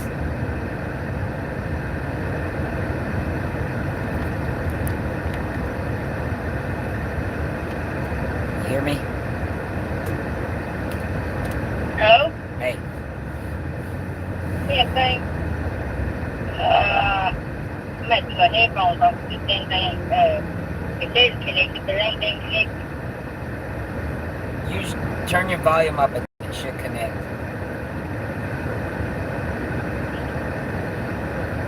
Hello? You hear me now? Yeah. Yeah, okay, awesome. My guy here, my phone wouldn't even on the list anymore. Right? Nikki's been driving your car. Weird. My headset isn't on my list. And it won't pair. I'm running late today. Yeah. I had to cook and talking more talk to me. Everyone comes to tell you, that girl ain't got something wrong with her. Back to a prostitute, he was dressed in just, tan pants and blue shoes and a turquoise shirt. And I thought, look at my son, look at all him. I don't like when somebody calls him handsome. I guess his mother is the face. Tell me I can't call my son that. Tell me I can't. She's messed up in the... I wish you would. I don't care what you like.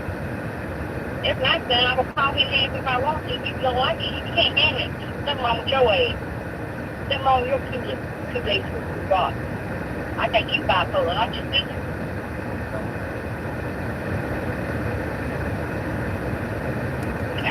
He said, they don't care about nobody else. You don't care about nobody but yourself.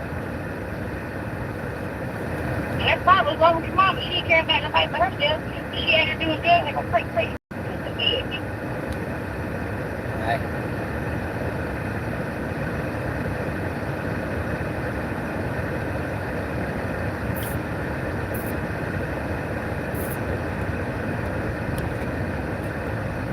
Yeah, that's still.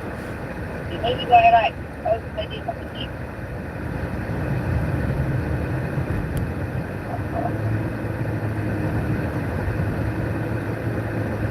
Well, no, you know, hopefully, I never feel. 3 4 that you take 4 weeks down.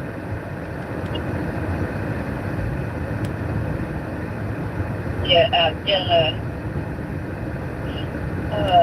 the reason I've been working 5 more years and take my car off. I gotta get this thing paid off. It's ran for us. No, I got a Highlander now. I like either a Grand Highlander or a Highlander. I said Highlander. I got the Grand Highlander. If I pick the Highlander, there's a Grand down there. Ain't that different than you do?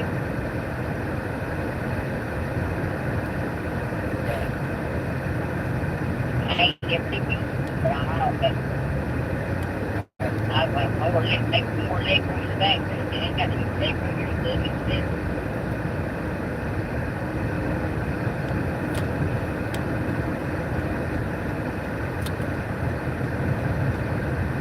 I told you part of the week. I said, oh, you got to work today. Now, what maybe, I thought you said, I'm glad you're going to work. That's what I said, I ain't. But you had decided to work. I decided because I was looking at the hours. To see if I work over 3 days, I look at 10 hours a day, that'd be for 30 hours. So I was going to stay 6 hours. It's far call in. And then, for the other day. You know? Yeah.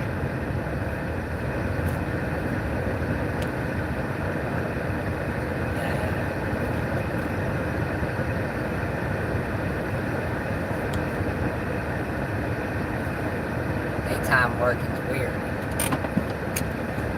I done got used to working at night now. Working in the day's weird. Yep.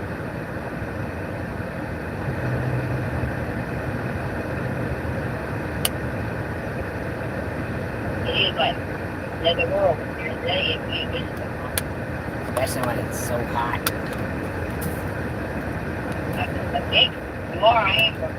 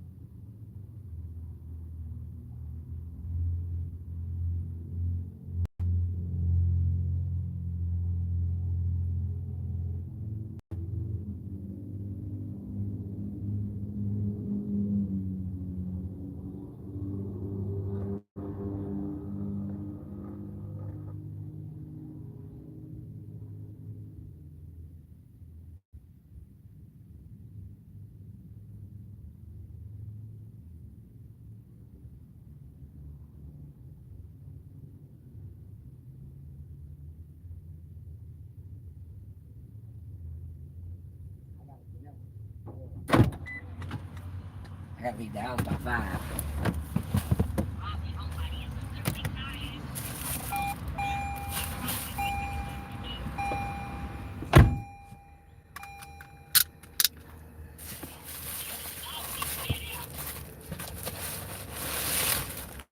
I can't answer like I had to thing or just truck. I got 2 people in his house there. And of course that's good. It's good. She's all back. Take. No room to take for her. Okay. Yes.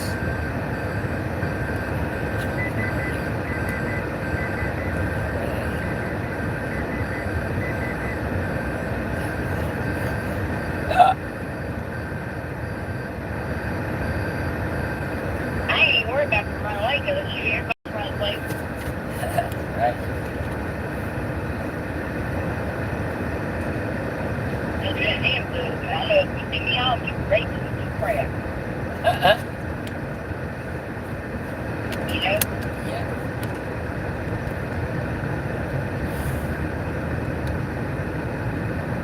I ain't give you no snacks this weekend. No snacks. Give you no cans. Give you no, just some more water. That's how you do it. So run my car and eat it. Snacks are in my car, right? There ain't no snacks. Okay.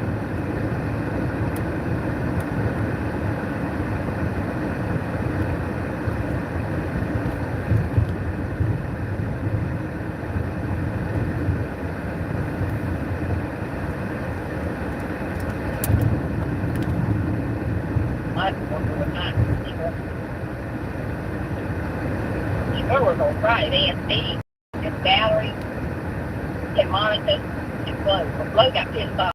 They said, they asked Monica, and that's all.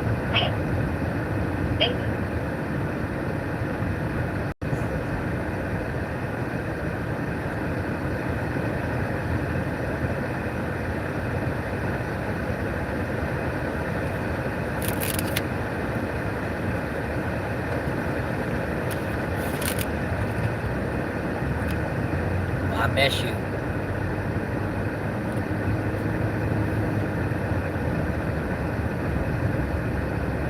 Can you hear me? I can't hear you.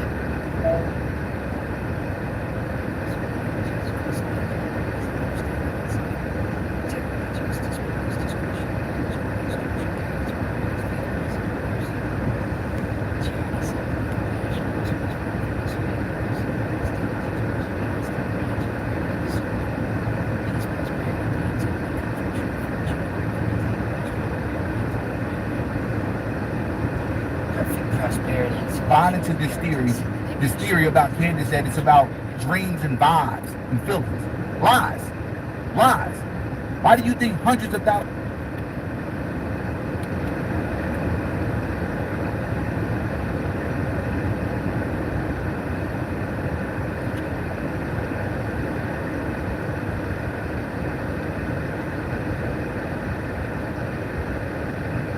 Please leave your message for 4. And because we're all about feels and vibes? No. Candace.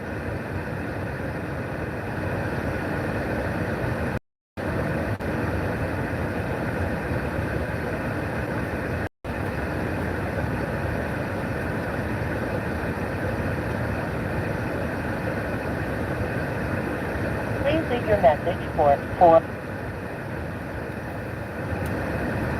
With intuition, but she prefaced it and said, before I get to the actual facts of the case, let's just start with intuition because this is important. Because they try to tell you that you shouldn't trust your intuition. An example of that was COVID. Then she proceeds to actually get into the details. Listen to what Warren shows. Came in like they were passing away and we're going to die from being overwhelmed. They're trusting their intuition. Okay. We still haven't parked it. All right. Parking that aside. Parking aside, just a general intuition. Sometimes how I write these text messages. What did she just say? What if you could make a song using only your voice? Let's start with the. Could there be someone who logged into his Discord? Could there be someone who logged in to his Apple? I mean, it's possible. Do we have any evidence indicating that? Hold on, whoa. This is one of the most important parts of the video. No, Warren, we don't quote unquote have evidence of it. I totally agree with you. Here's the problem. The reason why Candace Owens is mentioning this is because, once again, because you're not going to show this in the video clip, which is infuriating, it shows that you're not an honest person. Candace Owens is mentioning this, and she stated this in the debate, that once again, you're not going to show. The defense team, Kathy or whatever the attorney's name is for the defense, stated that her team was not given permission to actually look over certain pieces of evidence, including the text messages. You know, the text messages that were inserted into evidence was a picture, not the phone itself. It was a picture of. Hey, I got to put my Bluetooth there's no cellular thing or whatever set off. I was like, what the hell? She said, I'm not ever talking. You want to follow somebody. We both got the same thing. That same phone, the same service. You been trying to call me back too or not? yeah, I'll do like 3 times. Let's put the headphones in. I'm not talking to you.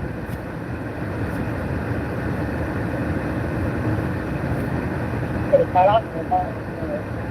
I gotta get here until people stop saying, hey, Jay Chubb got his. What's the schedule in my phone? If I talk to it. Got Crockett, Jay Chubb, another iPhone, Skyler's iPhone, your phone. I followed him in there. I was like, what the hell is all these talking about Easter? And I gotta get mine back in there and then you put me in there and get mine back in there. I'm like, what the hell? This is mine was in here. Mine was the first one in here. The mail never picked mine up. Crazy. Yeah. Showed up.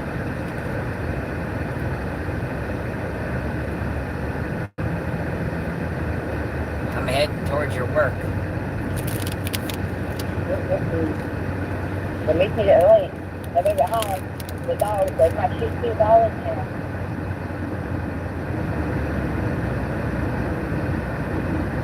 Jay was with me. He said, I know, this time go out too far. My back hurts. My jaw hurts. I was thinking, this boy right here, he's putting me through a little break dance and stuff like that. And then you get hurt and he's wide for besides the big break dance.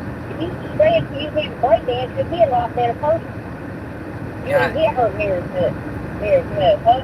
You know how he hurt his jaw? He was massaging his shoulders so his shoulders were hurt. And he fell asleep terrible and it dropped and hit him in the mouth. I don't know how he did that, but dropped his shoulder and hit his jaw. Sounds like a comedy video. Yeah. And now my jaw hurts. I can't chew because it hurts.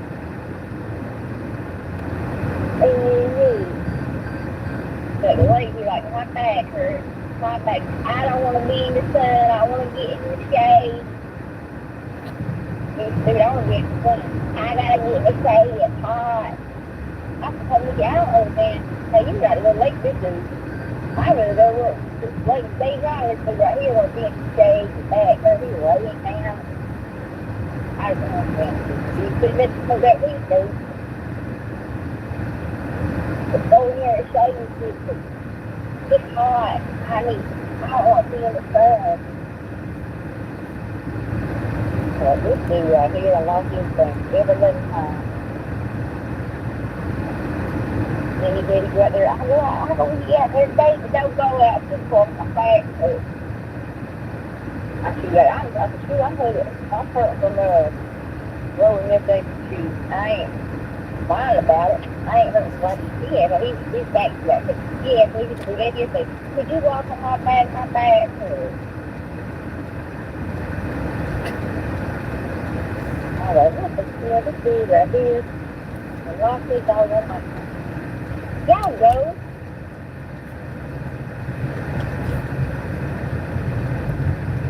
See, So look around over, that'd be a light. But I hold it for you.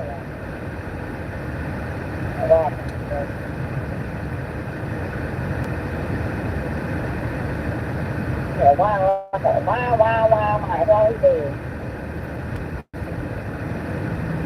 I'm getting Vicky after he was going, why don't get me a popsicle? So he's out there, get in there and drink.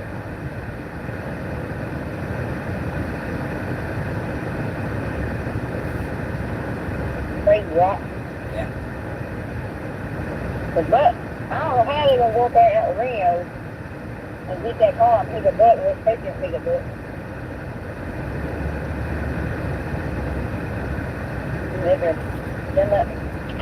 Oh my head hurts so bad. Oh my it hurts so bad because you've been around all weekend.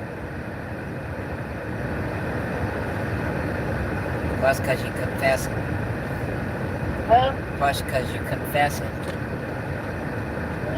Confess with your mouth. That's what you are. These will take us on my knees. Finally, take us. Then I got 30 years. Drink that hurt.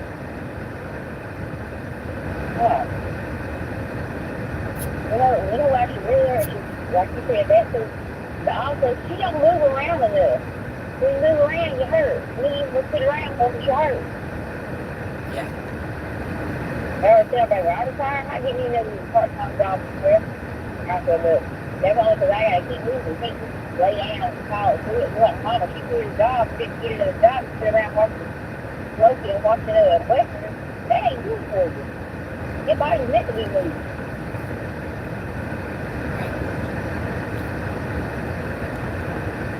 If I go for a walk every day, I got to keep moving.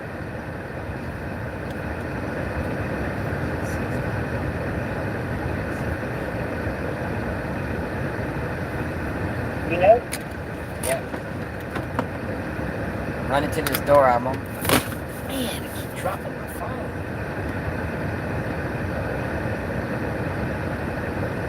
Where you at? Oh.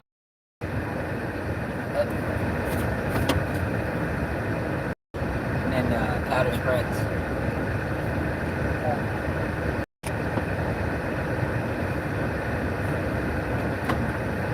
Be right back. I gotta take this food up here.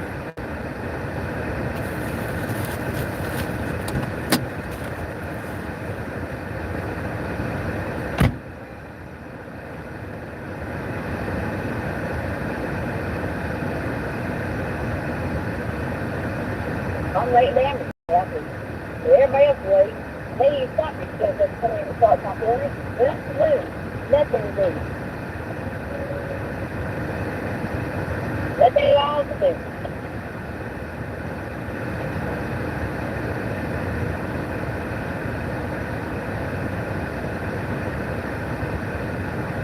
So they should tell me, give me a case. I need to give me the same. Okay, what are you doing here? Yeah, girl, down there, go down there. And we got there, and I was maybe 80 people there. I was on up there, she said, well, nobody else can get, we're going to go out and security officer. This is security officer. So, sit there, and nobody ever said it was my security officer. And I went there and later, I did 3 hours. I asked well, you have been there for 6 months. It's no once a year. I said, well, they talking about it. I can see this. Look there. And she saw a manager. I said, man, but you know what, never mind, I'll do it. I'll do it too, so I got to get that either.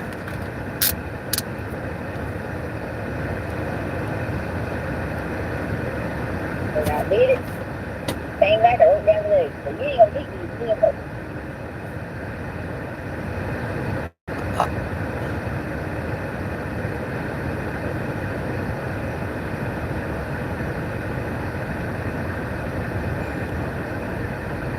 They usually give you a piece of paper to sign in. They didn't give me a paper to sign in. I did that, and I wrote down the day I did it, so I'm here.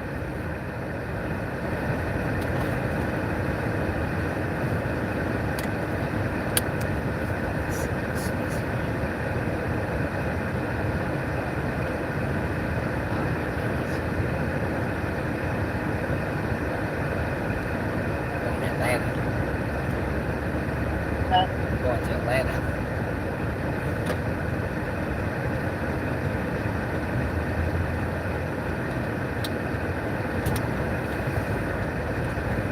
say Atlanta.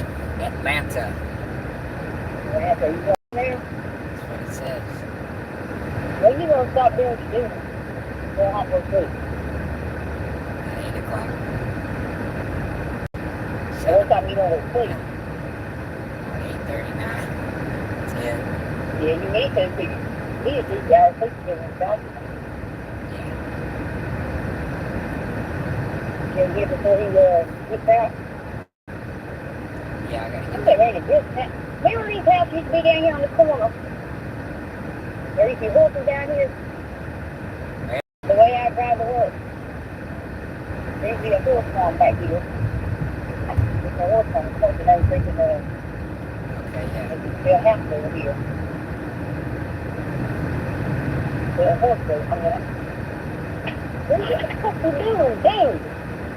I ain't got my fingers so I didn't fucking idiot no point. I turned somebody else to be able to pick up mine.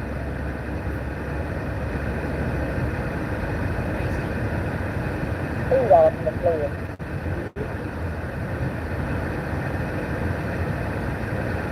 I didn't lose my food.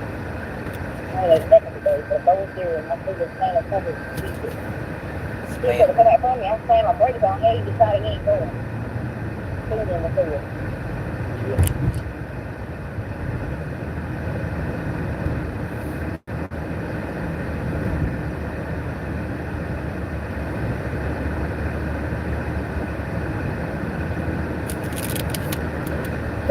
You what?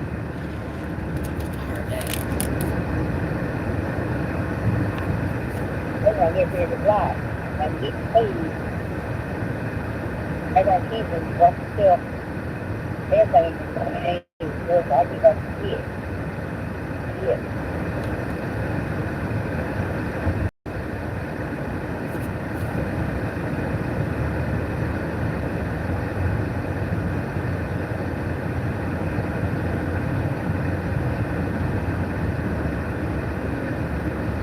Here.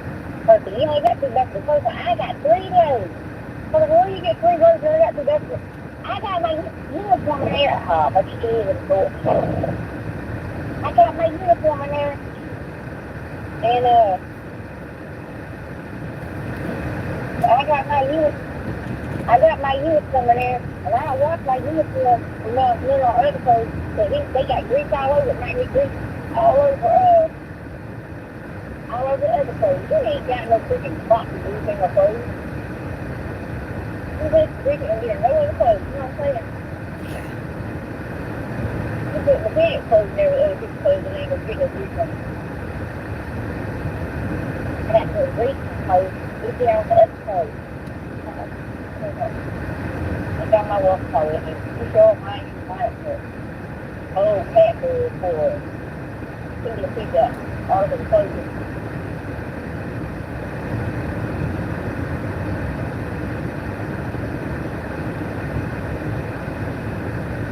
Hey, whether I have fabric up there, I ain't buying more fabric up there.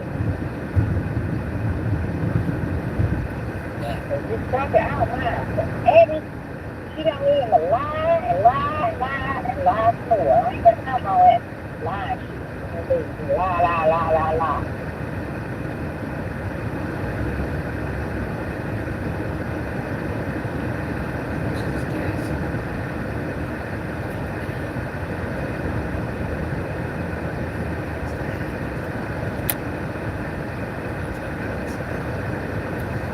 Back and get this gas real quick. So I gotta get gas real quick. It's only got 33 miles of gas left.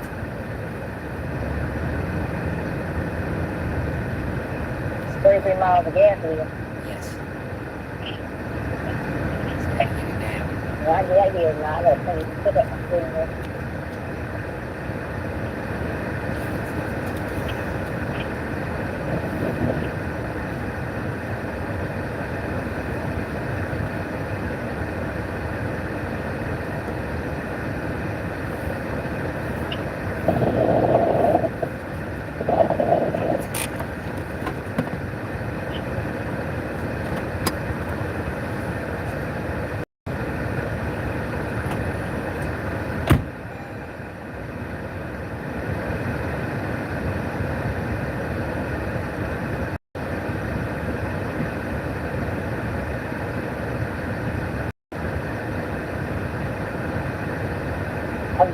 would go to this 442.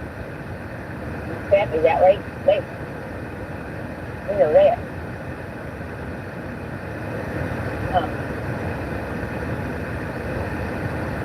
Hello? Hello?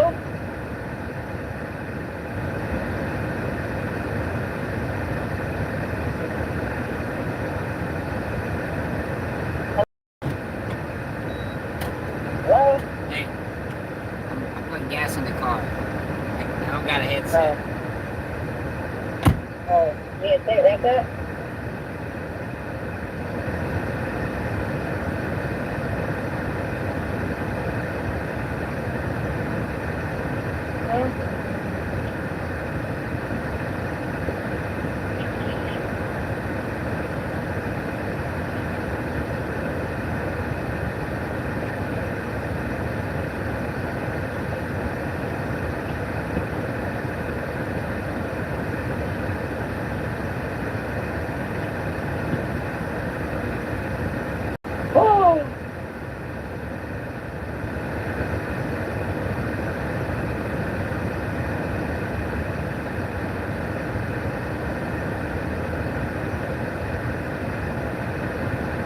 Go, dude. Go, go, go, go.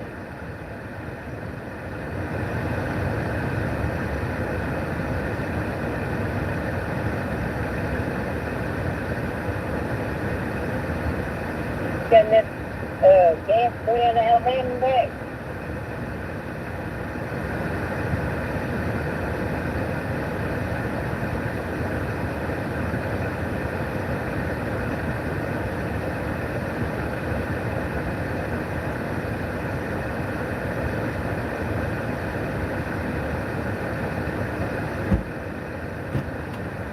Yeah, I'm back.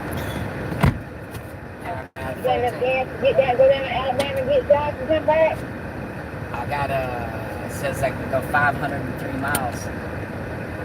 I'm sure I have to buy gas down there. You know what? They ain't getting, as long as I don't give y'all some money, you can give them a check. And he ain't give me cash to his credit card. See, that's what they wanted to do. They wanted to stay down there and get it all cashed and all that stuff. Wait for the checks to clear. They're gonna put it in homeboy's girlfriend's name and all that stuff. You know? No. You will never see a dime of that money. Not a dime of it. Nope. You know what I'm saying? Yeah. Nope. They go out here and put that check in nobody's name but God. Right. You know what I'm saying? Yes. He's a lawyer. We got to do stuff by the law. And they ain't that good. So I don't support God shit. Yeah, their plan is bullshit, but that's because you're talking about criminals. Their plan's always bullshit. Yeah, I would give them not $1 dime of my money. I don't care who I owe in jail. Guess what? You ain't getting that. I'm out. I don't think you owe nobody in jail. He wants money. He wouldn't give it to you. I ain't. My thing is, he can go with you. I'll talk to you later. Never see him. I wouldn't send him a message. Hey, I'm not coming back to Alabama. You know what I'm saying?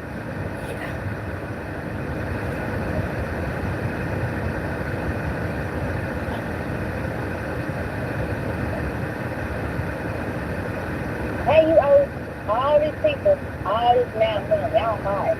Right, me neither. You ain't got that many friends to owe money to. And people are like, oh, you owe me money. I'm in jail. We owe you this more money. Or you owe me money. No, I don't owe nobody. That's going to get money. We only got friends. You ain't got no dollar friends, dude. Those are friends you need. Nowhere.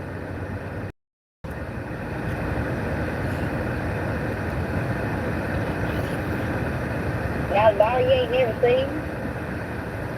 Does the girl got his last name?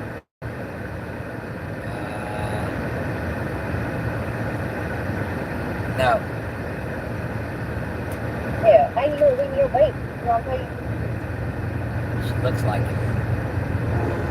I don't mean that. The black girl looks like Josh. Huh? Mixed girl looks like Josh. That don't mean nothing. That don't mean nothing. You know what her last name is, though? What? Walker. Walker? No. Walker. Walker with the W. Walker, W-A-L-K. Yeah. Yeah.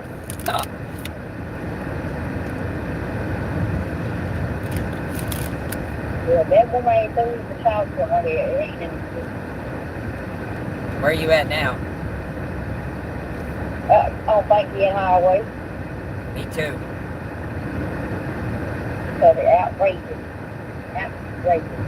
I'm right here at where the old bridge used to be, right to the bridge. Okay, you're ahead of me. Doing good. Not really. You're supposed to be already there. I'm here at 5. So, look at 5:15 though. I'm at the Martins. Oh, yeah. I went home. Oh, okay. With my ass home outfit. Oh, not good.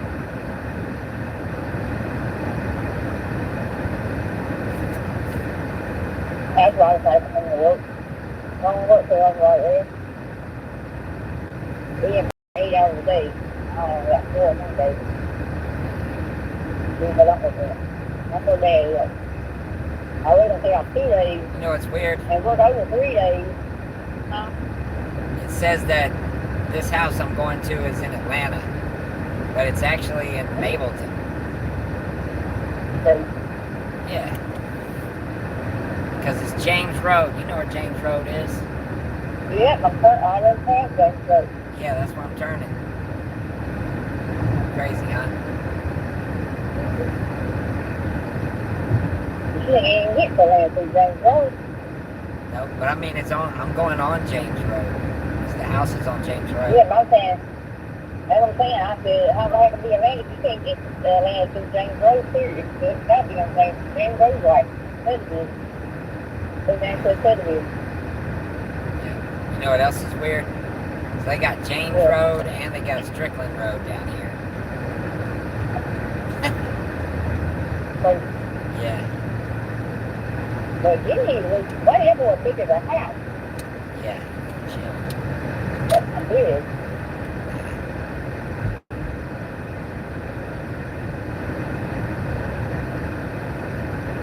I mean, he got like, she got 300 means just walking through the mall, just walking through the food. No, they hit good, dude. She got a little grandma baby too. Ain't nobody viewing that. Take 300 pounds, 300 years old. Her walking through the beach, to the food. She got my grandma's baby too. If she is cute, she trying to make her out to be. She's cute. They said she thinks a lot of people on when she's cute, means she's loose. Everybody knows she's giving up easy, so they go through it. You try to make it good to be a wife.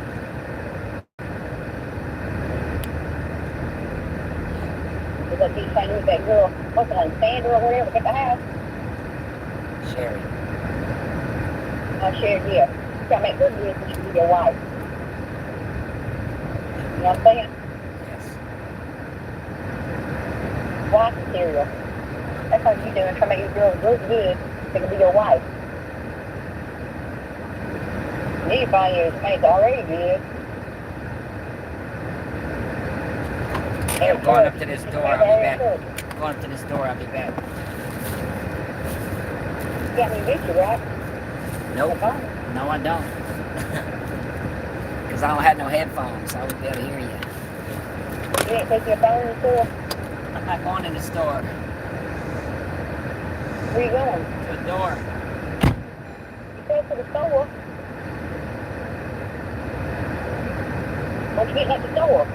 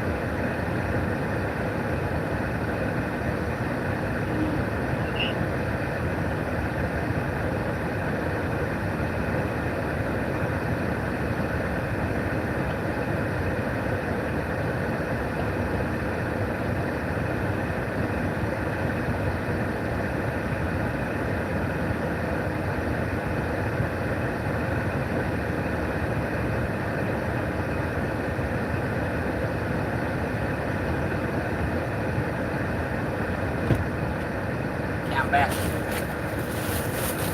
What did you have to get at the store? I wasn't at a store. I was at a door. A door? Yeah.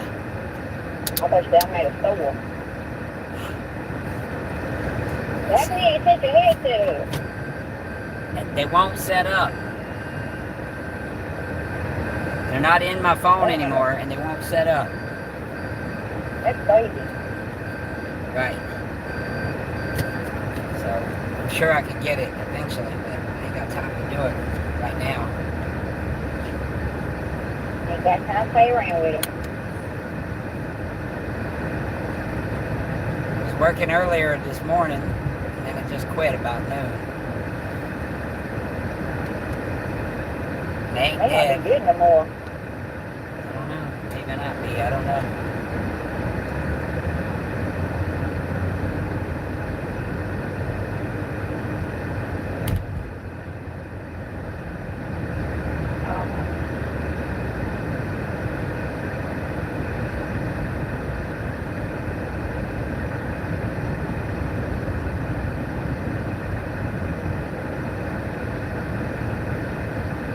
Oh, is that? Yeah, it's not good. Oh, it's crazy.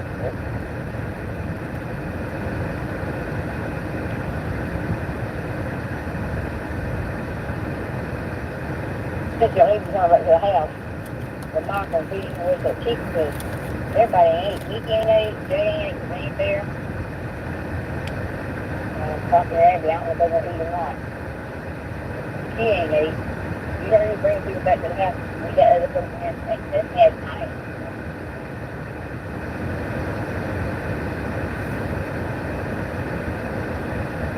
Last night I been off a what's the name of a burger.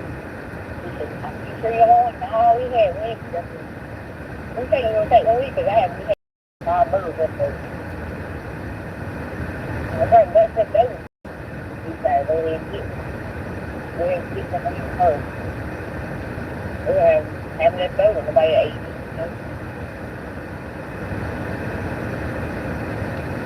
Yeah, those burgers were delicious.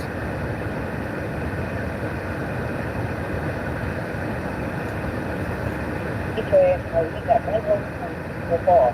So it's a different food. They didn't work.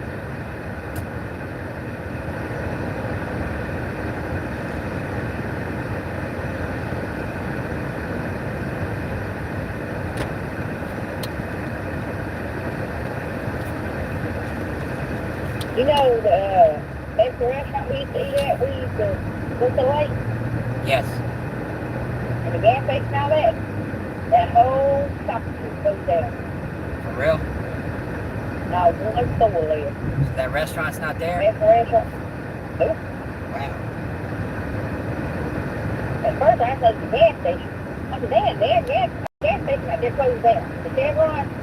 Yeah. Chevron. I said, dang, the next restaurant closed down too. And I was shit, everybody over there closed down. Came back, niggas really like, wait, they didn't know. Crazy. The gas station got it windows poured up, and I guess where the Mr. restaurant is, they got flags poured up, and it's looking out. What happened? Yeah. Must be gonna tear that building down, huh? Went down. I mean, once they started putting up some things that we didn't have parking, have in a restaurant. Yeah. You know what I'm saying? Yeah. I really found another spot to go. The car was on empty. It took $32 to fill it up. Your car? Yeah. Or maybe they even go to the lake and draw our car. I don't know what. I guess I'll take my party. And, you know what? I ain't gonna go to the lake. You know, better than the other. But that shit, I don't know what they do. I don't know what kind of that lake is.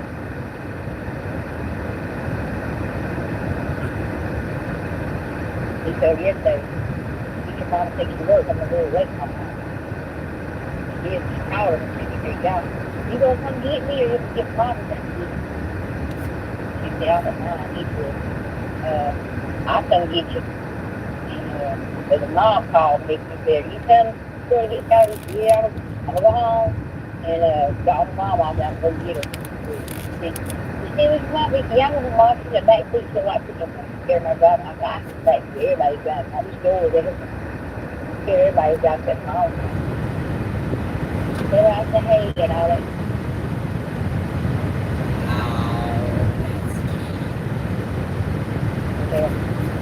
I'm just like, it's awesome. Oh, come on.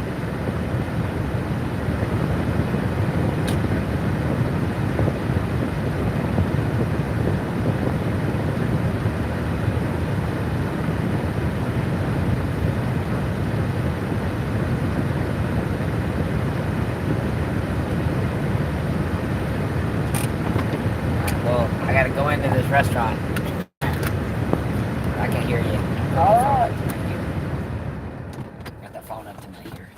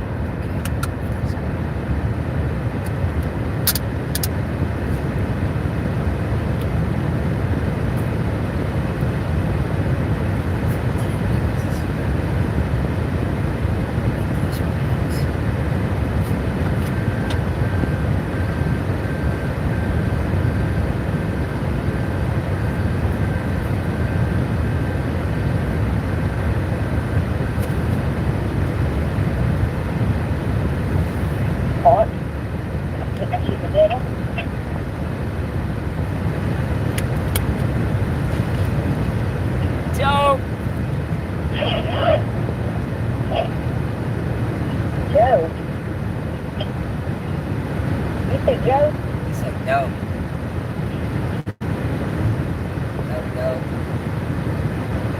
Good last one put together. Yeah. I'm back on the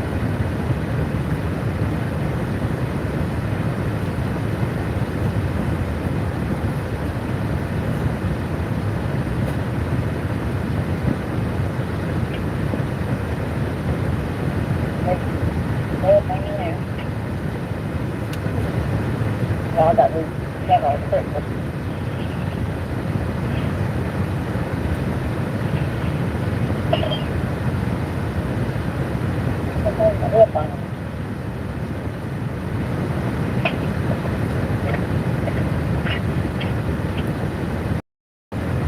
This might feel wet. I think my headphones fell. Fell on the floor when you slammed on the brakes.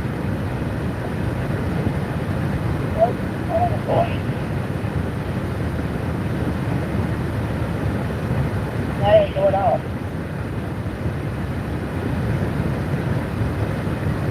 Okay. Getting the wrong hole in my face.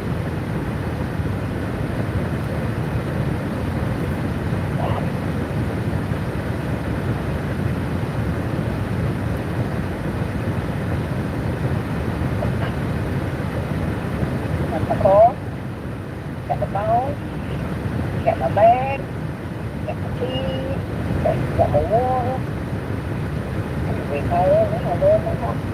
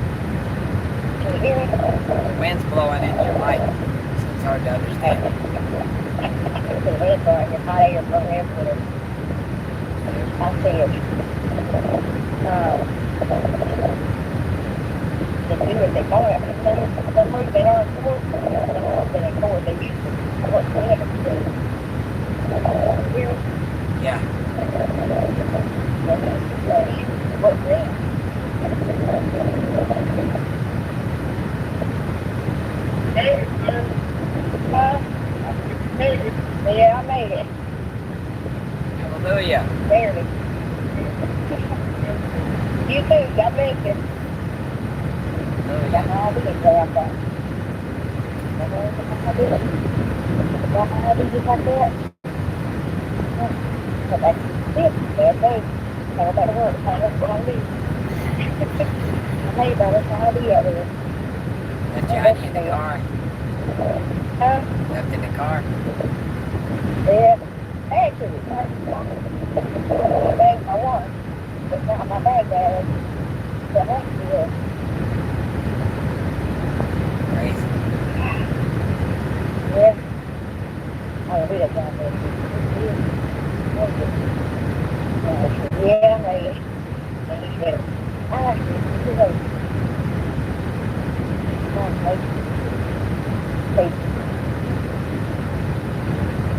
you know what I'm saying? Yes, sir.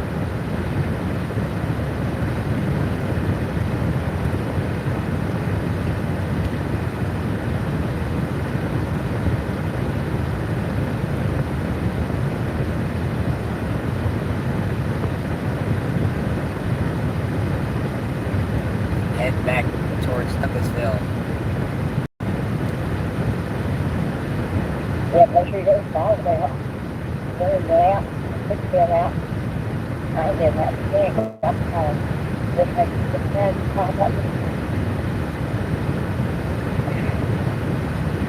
got to take the home.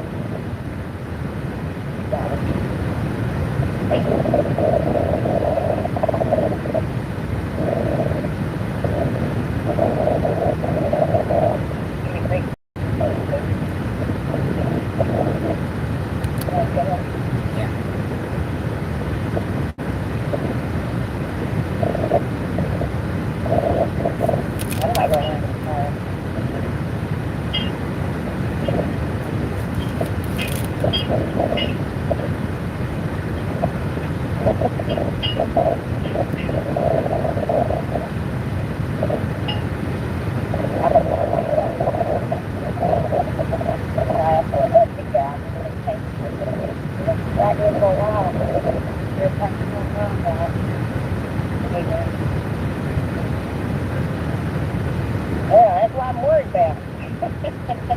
Yeah, you too. Yeah, my hair, you know, but I'm worried about you. I'm good.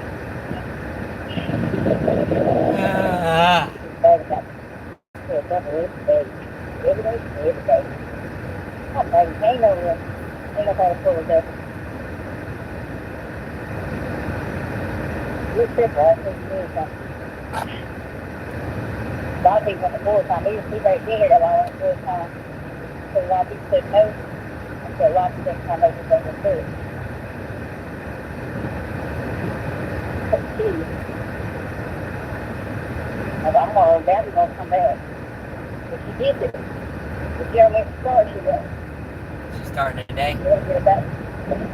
Not today. Channel in. Oh, yeah.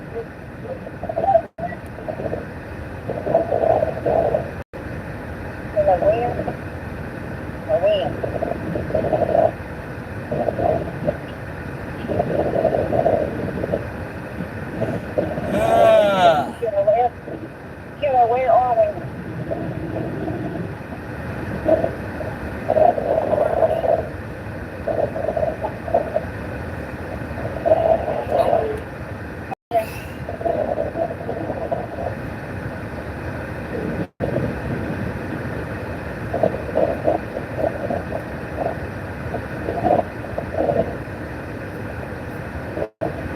Guys, walk one behind the other, and then open the phone on his back. Look at that phone call, he flew on my back. That we could live with the rich. Yeah, we'll be down on the coast. Y'all know this is phone.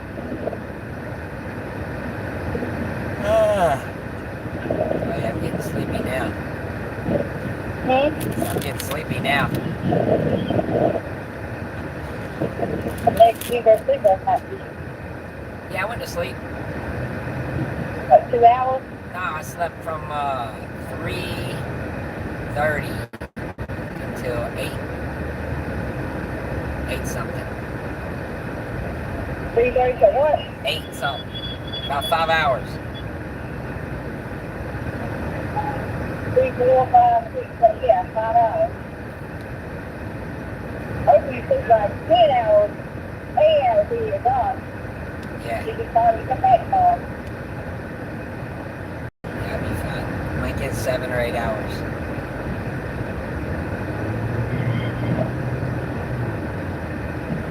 They're going to do that back pay too, because they didn't call her, full time. That's what they'll live. They call her to go full time, and I told them no. I told her, they didn't call her, they didn't call her. Yeah, there's a reason they didn't call her. Why you tell me to get called? She said, no, yeah, they were going full time. And one day, they took this foot. There's foot for that. That was called. That foot for come back. So look at all this. Maybe they took you out of the road. I'm just going to chill. I have chill. So she full time after 30 days. So that's why I didn't call I was playing my first time. They started chill time.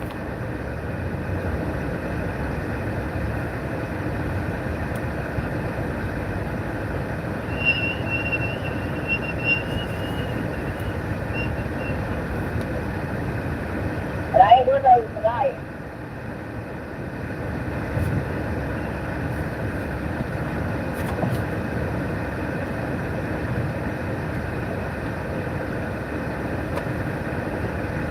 I went over on Thursday.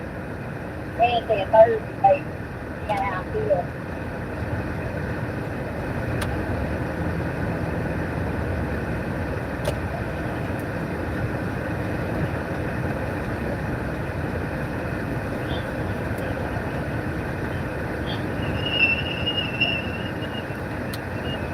That's it.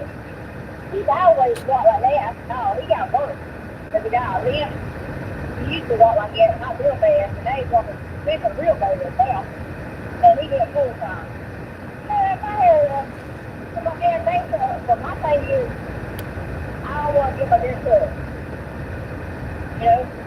If God says I'm putting those in here, you sign that, and if you're supposed to do it, I'll do it. I'm not going to first, you know what I'm saying? At this point. Especially if I had an elbow like him, I don't even sign it with you. You already can't walk there, he's going to get it. So you walk out, and he's been here, I told you, he's been here 30 years already. And he's 59 years old. No, dude. No, dude, I'm not. Now you walk on a big old one. Randy walks for, Leah. And Connie walks dragging her feet.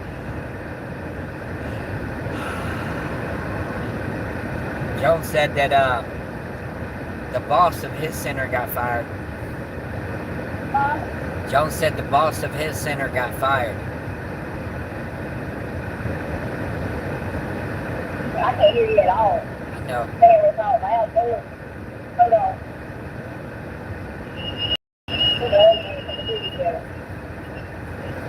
Yeah, you know that first one? Yeah.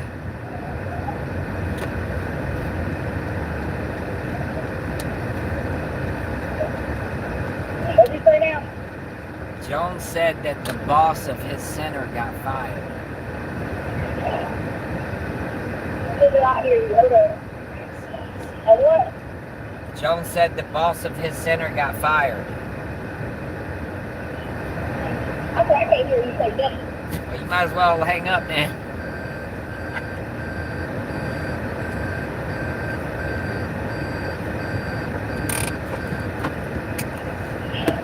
Put my body up in the car.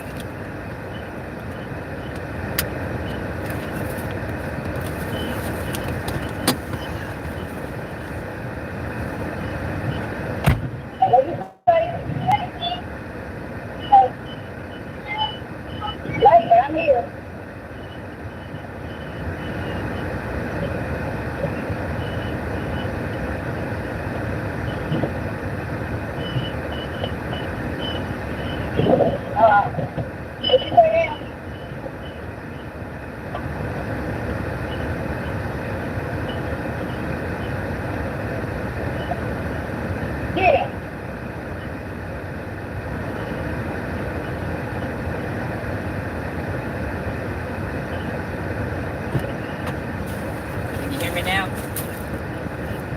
hear me now?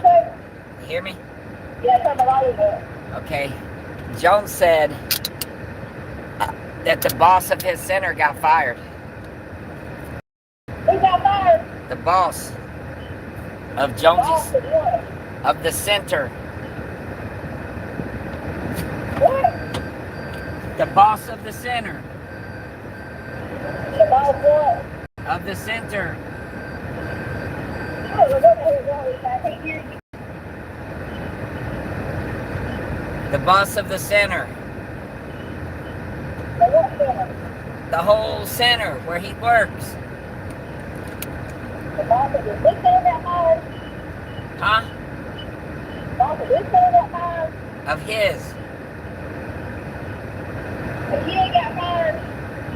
The boss of the center. That's what I said, the boss of the center got fired. Yeah. They did it. He said they did an AI audit on all the bosses. And then they came in and fired him. I'm gonna see right here. It might be boss over the doctor, not the man. Now the whole branch. Boss over everybody. Hey, it's one of the telling me to fire her ass. Fire that bitch. Fire that bitch. Yeah. Fire that bitch. God bless her in Jesus' name. Fire, fire, fire, fire, fire. Holy Ghost fire.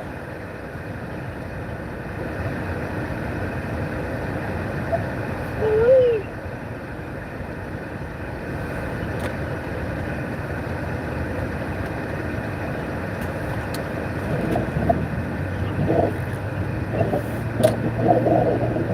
Wait. Wait. I don't see it. Real late. Yeah, I don't even see it. I'm right there, 518. I don't see it.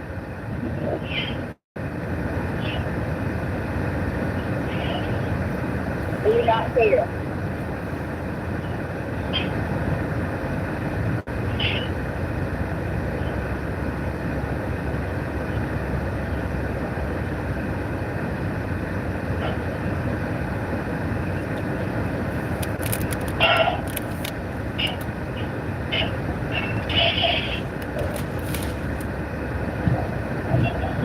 Hey, nothing to do with this ridiculous. That's good. Hey.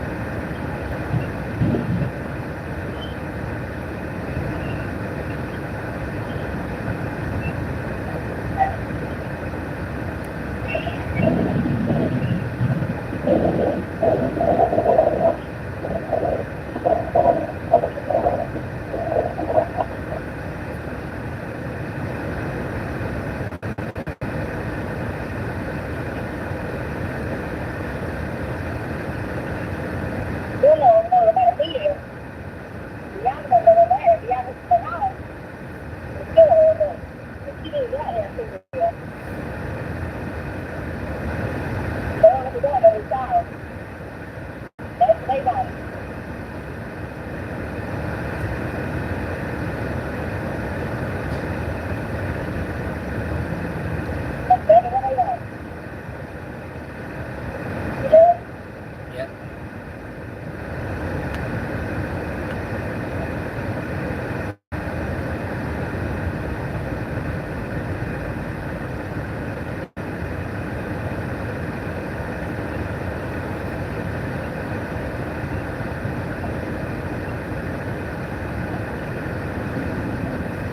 These are these are the man. Obviously, I don't even hear.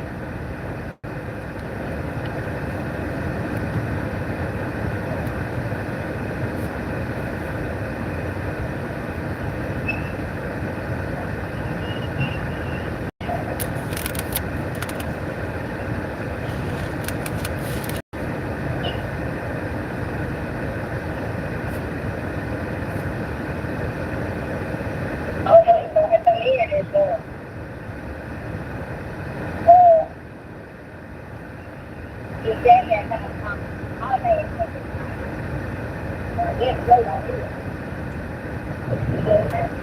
how you doing?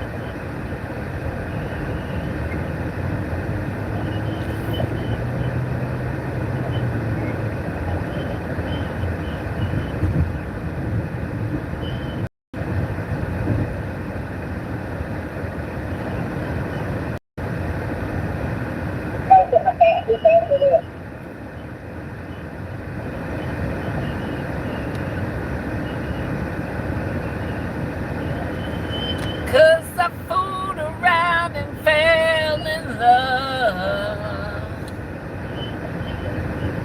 Yes, I fooled around and fell in love.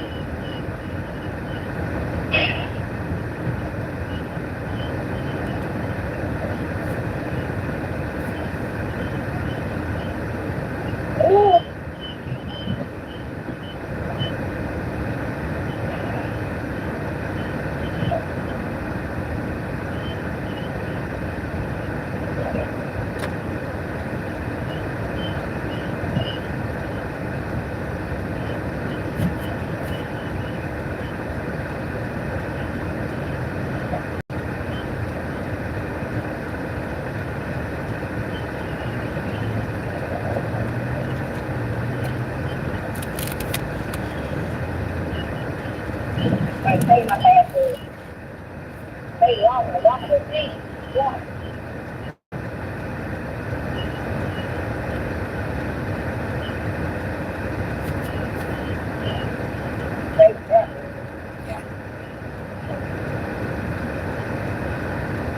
Hey, y'all.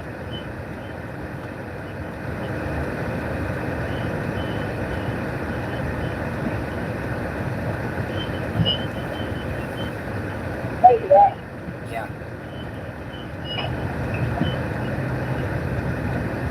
Fooled around and fell in love.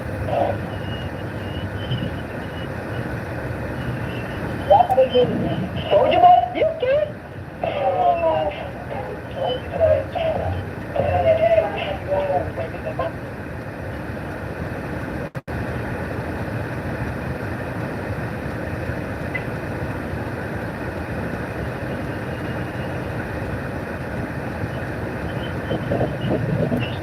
They get mad at me because I'm not out here. They're like scary.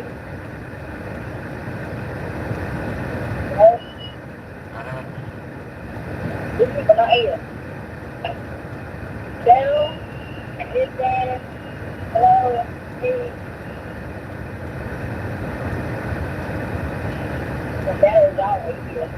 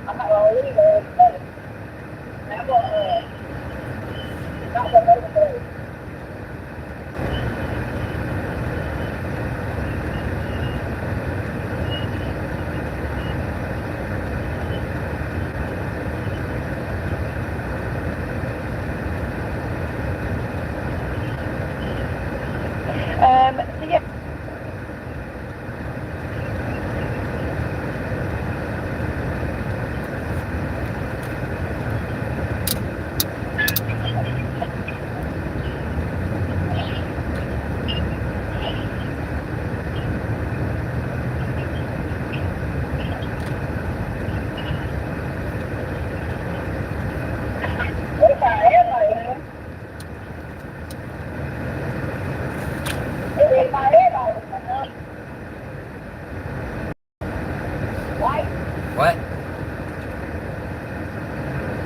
They fired him. They really fired everybody. So what they said they did on him? They did an AI audit. What's the AI audit? Basically, an audit is to look at everything you've done. So they got the AI to look at everything that the guy's been doing. And they found something that was bad. But they didn't say what.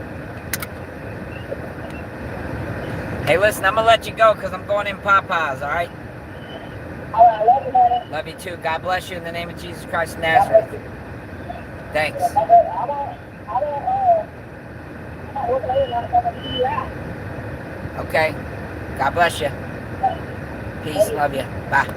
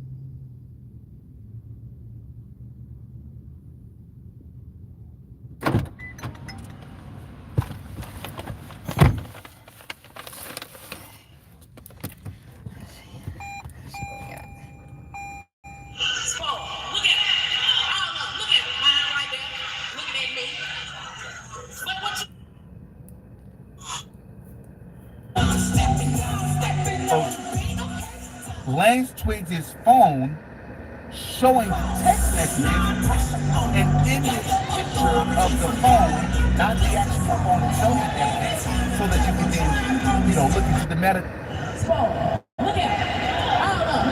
and actually study the device to see where the device was when the message were sent, so that we can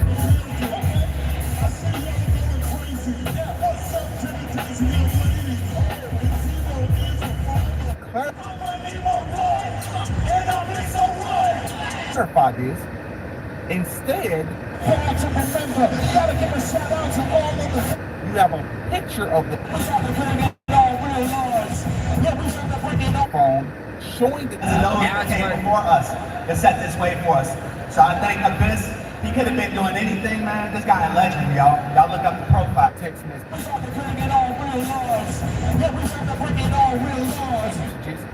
They just so happen to be a cracked phone.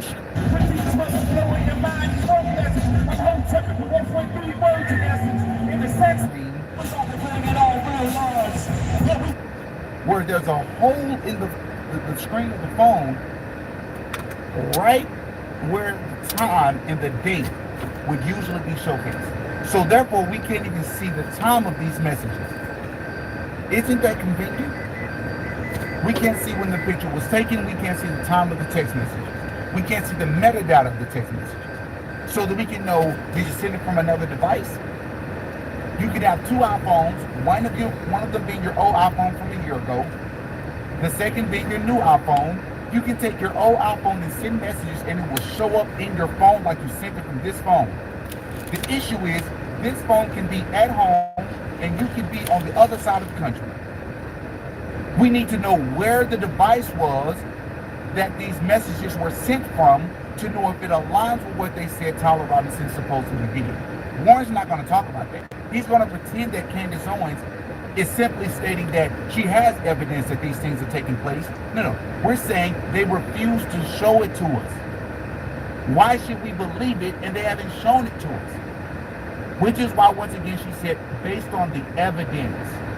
Based on the evidence, man, that's been presented. If they later show the metadata, check your socials because there's big news in the sports world. No, it's not a blockbuster trade or a big name sign. According to inside information, the district attorney of Mississippi is not investigating a drowning, and she is investigating a crime. I am going to do something today that I rarely do on this channel. I am going to give you access to inside information that has not been made public yet.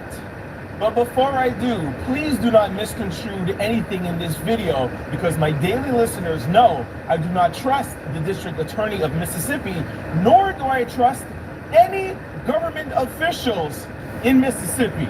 And clearly, neither does Benjamin Crump or Nolan Xavier Wells family.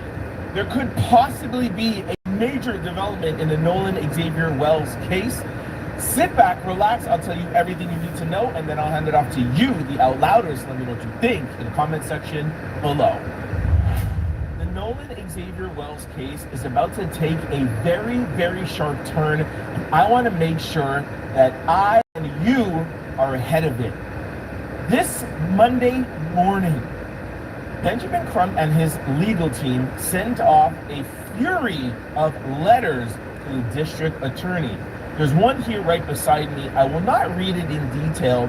I read a letter similar to this in yesterday's video. I'll pin it below in the comment section, and you guys could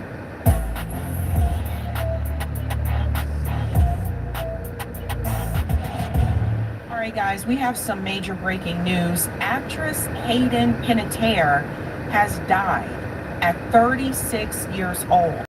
Hayden was just recently on a book tour. She was promoting her memoir, and one of the things that is constantly, I guess, revealed throughout these interviews about her book is that she's basically calling out a lot of the things that she went through, not just in her personal life, but also in the entertainment industry.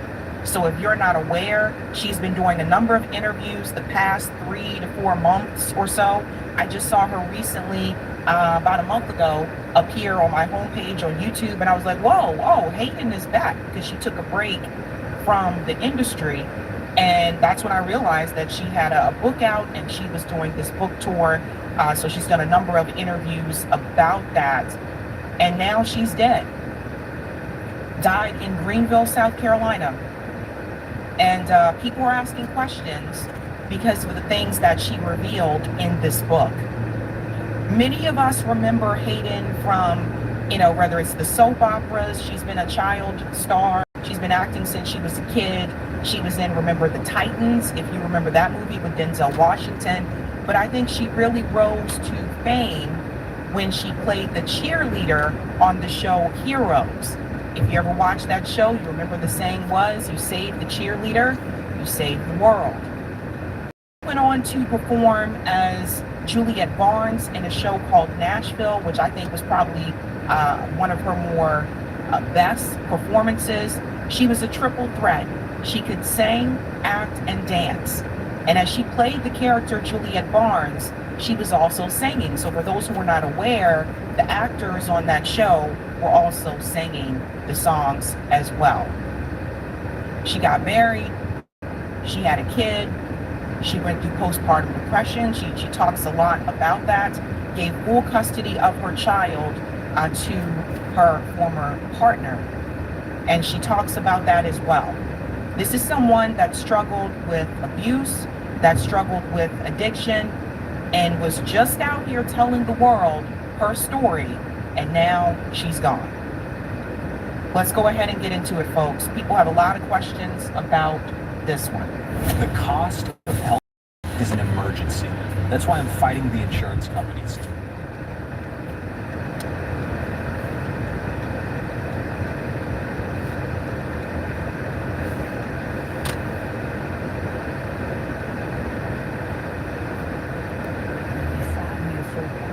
ABC News confirmed actress Hayden Panettiere has died. ABC News received a statement from her father, Skip Panettiere, announcing she passed away. No word yet on her cause of death. You will recall Hayden starring in the ABC hit show Nashville and the soap opera One Life to Live. She was also in the movie Remember the Titans. Hayden Panettiere was just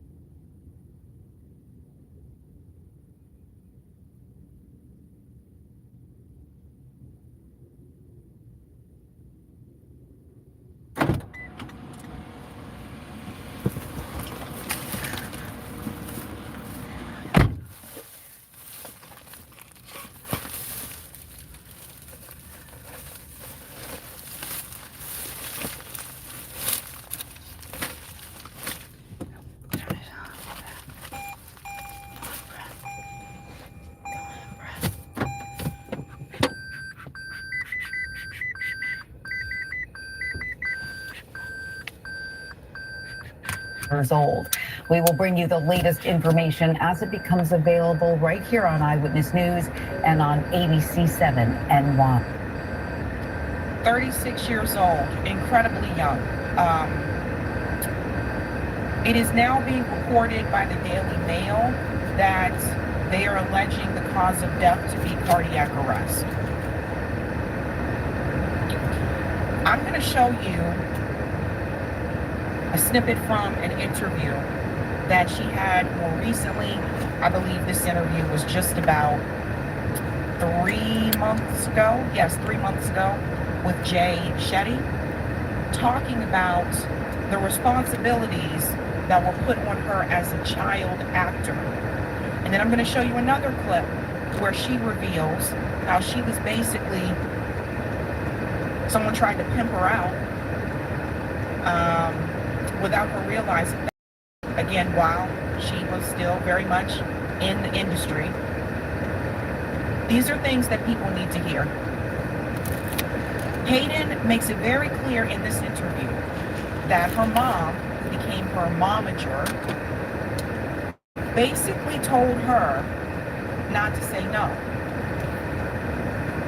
She talks about being a little soldier, that she was just supposed to do what was asked of her. Again, this is someone who has been acting since they were a baby. They were in commercials even when they were a baby. And I think this speaks volumes about the entertainment industry as a whole. Let's get into it. I wonder how much of it was something you had to do at home as well.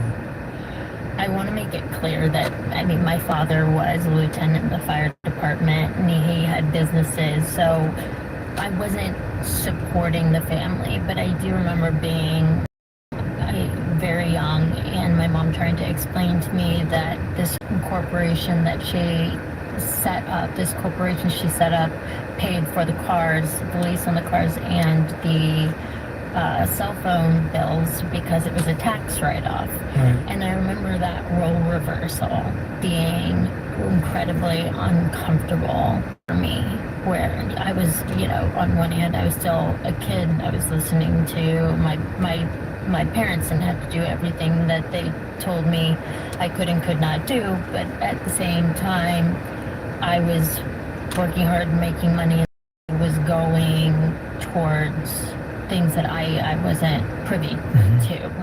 So as my dad... So I would say here again, this is another example where you do have some parents in the business that basically put a lot of responsibility on their kid. Now she said her dad was a fire lieutenant, so it's not like they did not have any income coming in.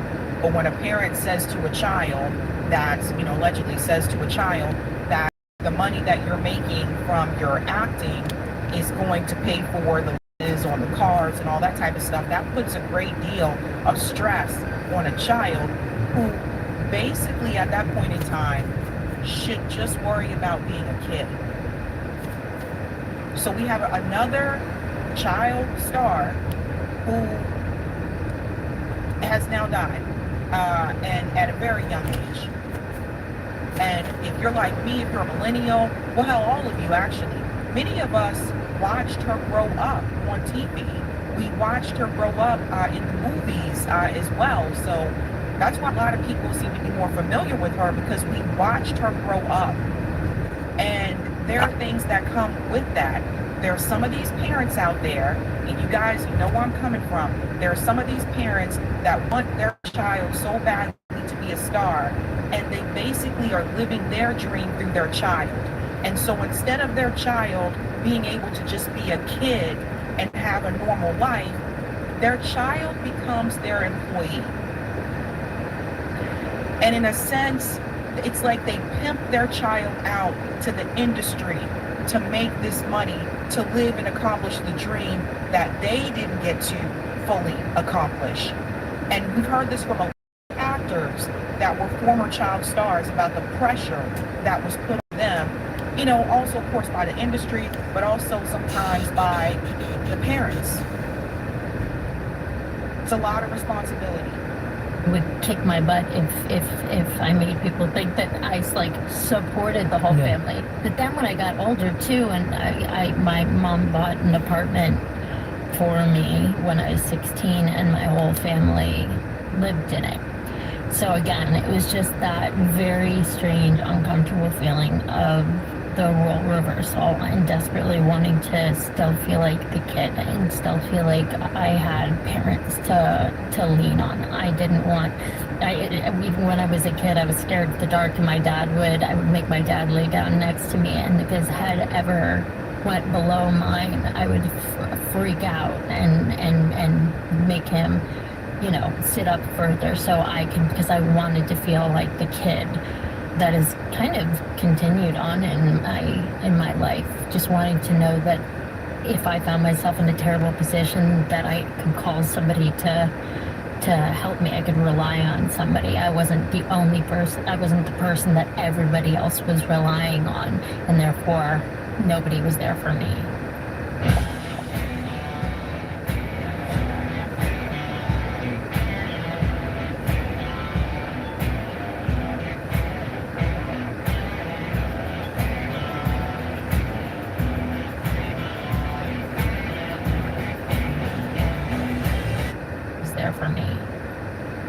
This is very sad.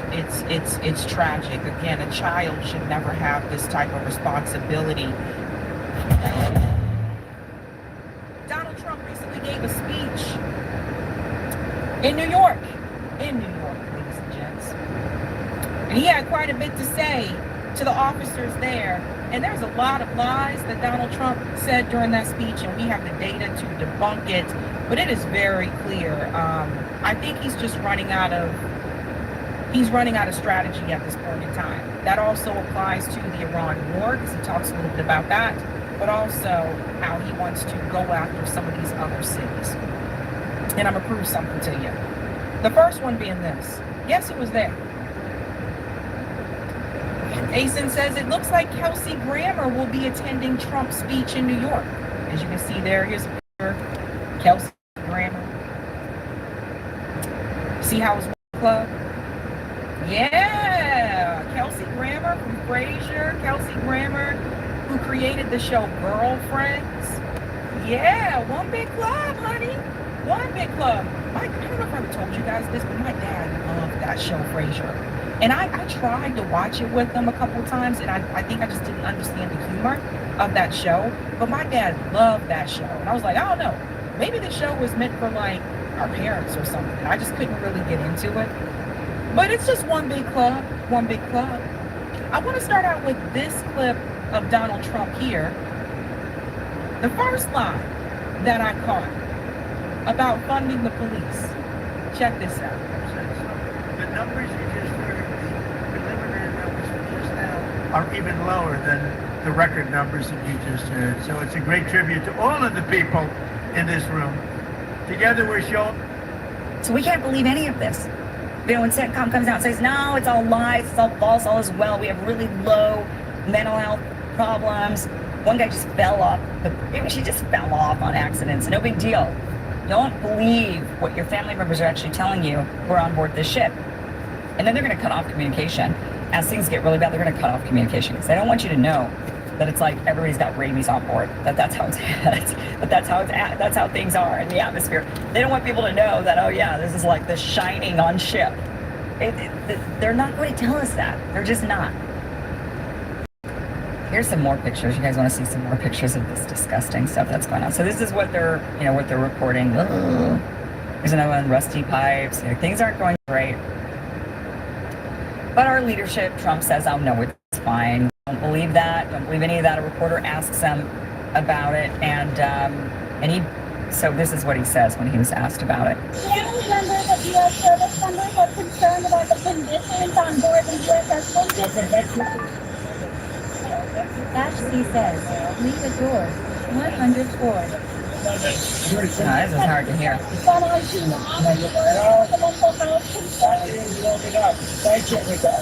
don't know, that one. Touchdown wings right here.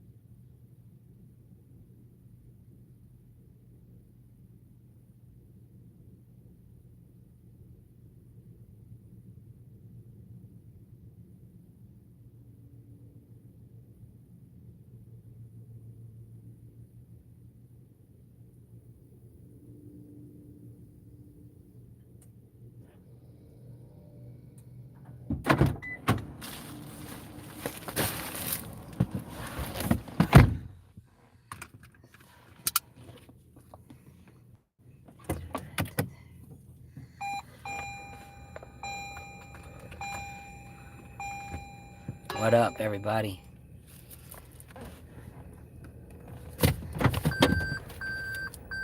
Basically, he just said it's being replaced with another very similar ship.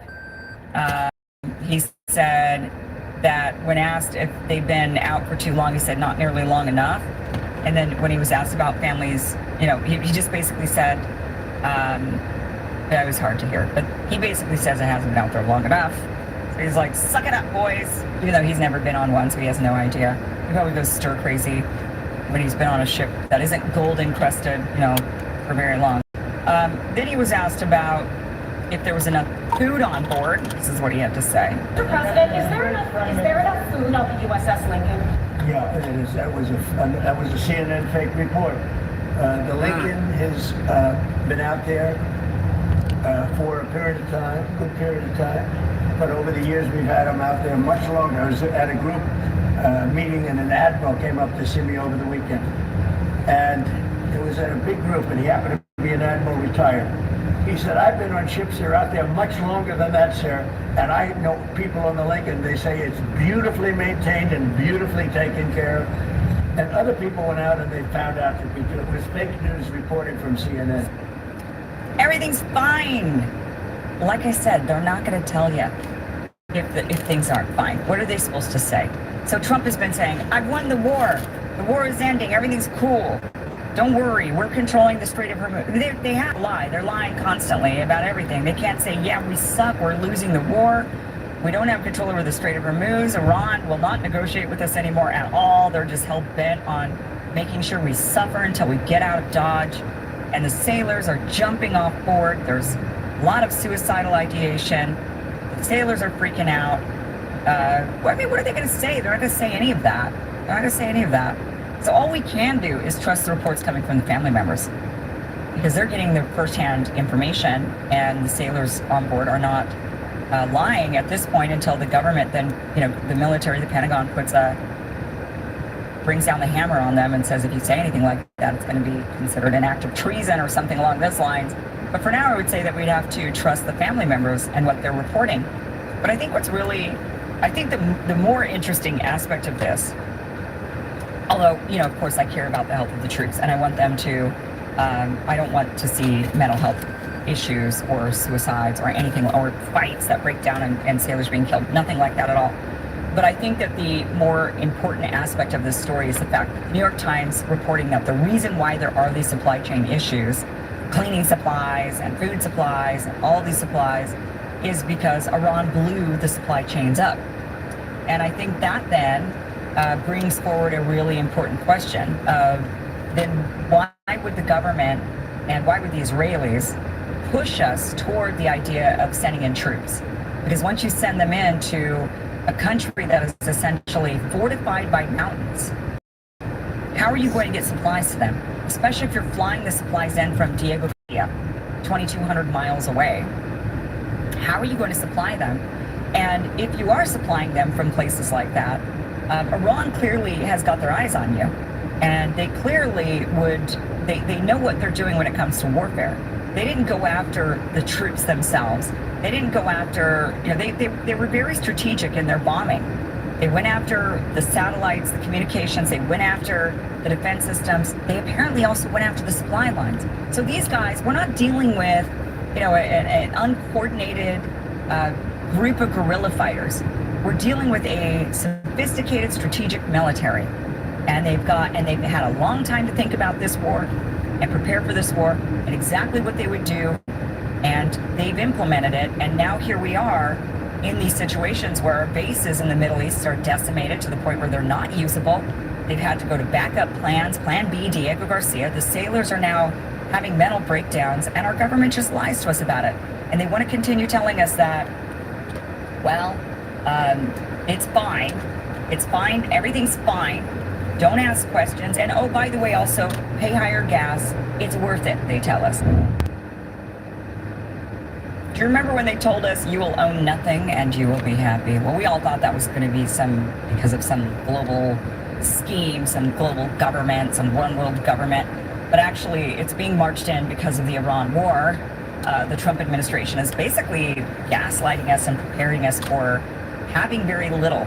because the price of things skyrocket. We won't have a lot of money. The value of the dollar will go down. And so rather than saying, yeah, this war sucks, we've lost, let's pack it up and go home.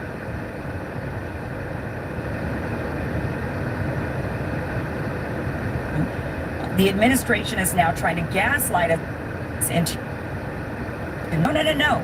You paying more for things and you owning less is a good thing. Let's start with Trump here saying he's not Here's what he said. Leave the door. Please do not.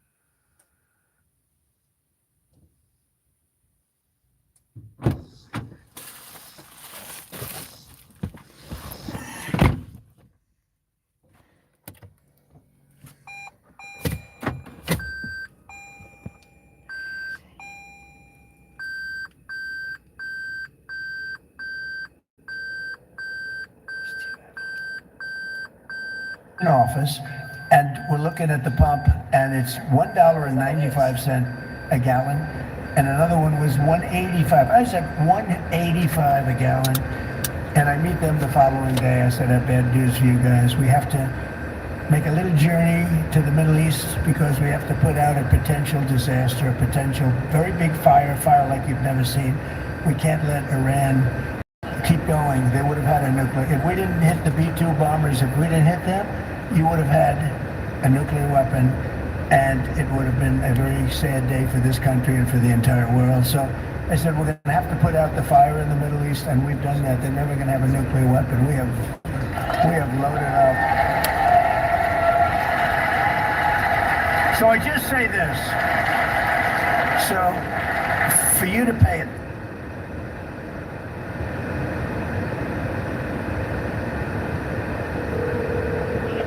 Hey. What's going on? Not much. Well, you know you're pretty good friends when you tell each other you gotta go poo-poo, you know what I'm saying? So I'm waiting on Ramona to get done going to the bathroom. Praise God. And so I'm just chilling out and waiting for her. Whatever's going on with her. But yeah, everything's good, brother. Just taking a little break. So I'll give you a call while I was taking a little break. I think I left this interview right here. Hold on, she didn't go to work today?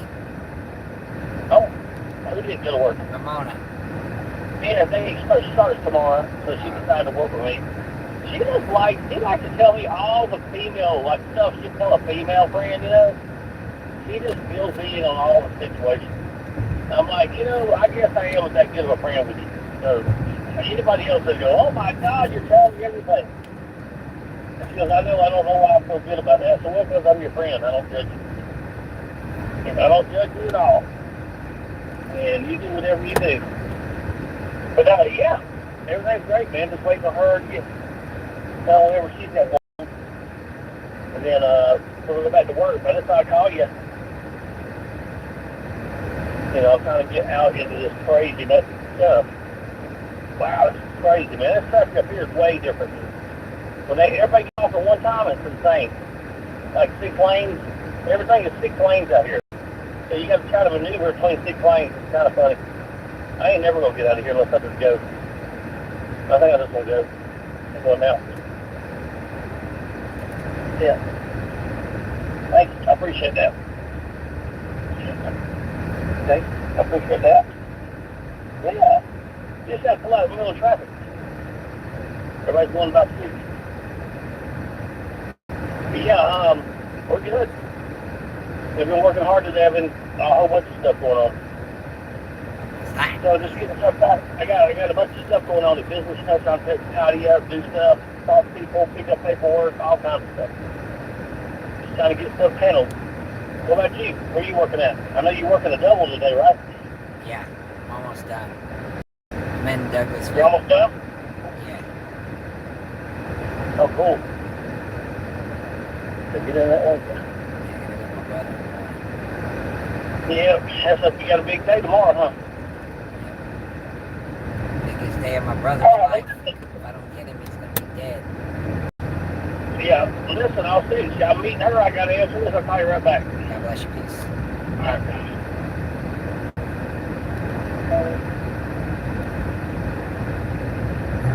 For your gasoline, just remember, you're doing us.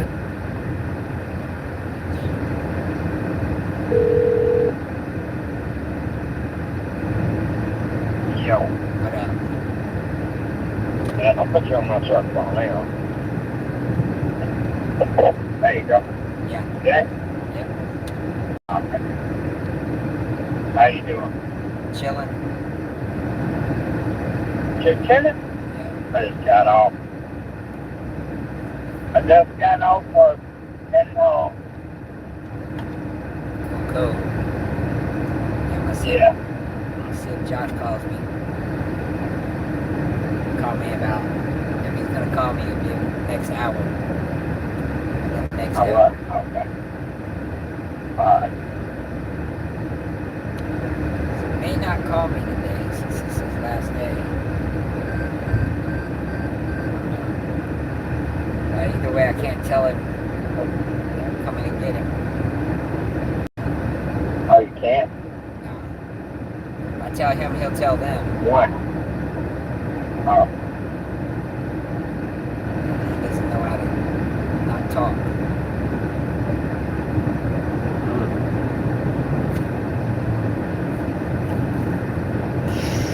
Crazy.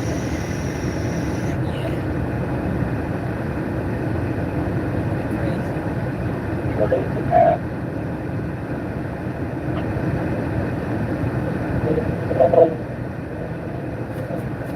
So did he tell you to pick him up, or did he tell you not to? Before, he always said, when you pick me up, we're going to go get Taco Bell, and then we'll go get the money, and then we'll go back to Atlanta. Right. Then one day, one of the guys that's in there with him was listening, and he says, he called me like 5 times in a row, while I was on another line. So they were driving him crazy to call me and tell me not to come. Somebody else was going to pick him up, and they were going to bring him to Atlanta. And they were going to go to church with us. Oh, yeah, right. They can't wait to hear me preach.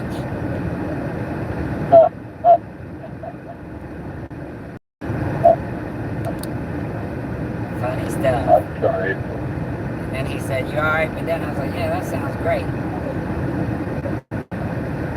In my mind, I'm thinking, I'm going too. I'm coming to get his ass too.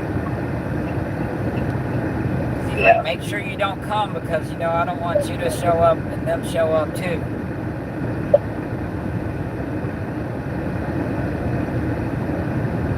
So my guess is they'll pressure him not to call me today. Yeah.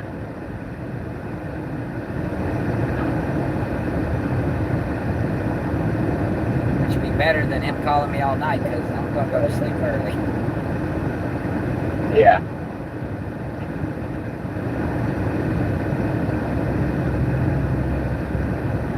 Crazy, bro. Crazy. It's gonna be fun tomorrow. And the revolution will be televised. That was Go ahead. So you said y'all maybe end up going to Panama City for a night or something? We might. I mean, if they make us wait or something, you know, like they say, well, we can't get the check till tomorrow. I'll probably go to Panama City instead of staying in Dothan because you know, Josh knows too many druggies in Dothan.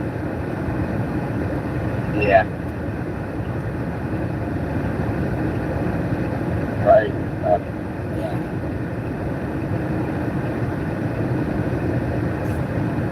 I tell them to mail me the check. Mail me the check. Josh ain't gonna leave without that check. Put it in the mail. Josh ain't leaving without that check. But what we'll do is we'll call his lawyer on the way there before we get all the way to Dothan, because that way if the guy says, hey, I can't do it or whatever, maybe then we don't gotta go to Dothan. I guess, like you said, he wants to get Josh off the foot, so. Yeah. More than likely he's gonna have the check cut, ain't he? If he wants to get rid of me, well. Get rid of him. I can guarantee if I was his lawyer, I'd get rid of his ass. I hear you.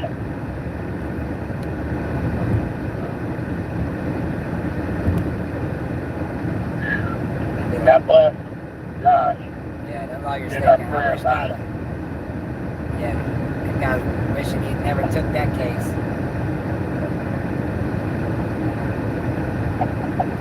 Yeah, if he got the ball pass. But he was up next. Yeah.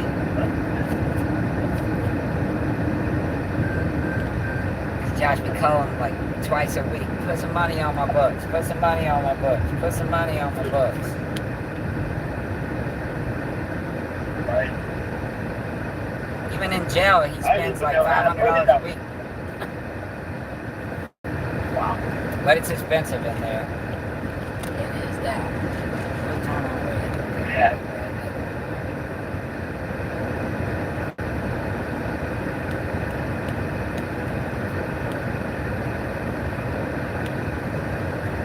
Oh boy. Say what? Huh? What'd you say?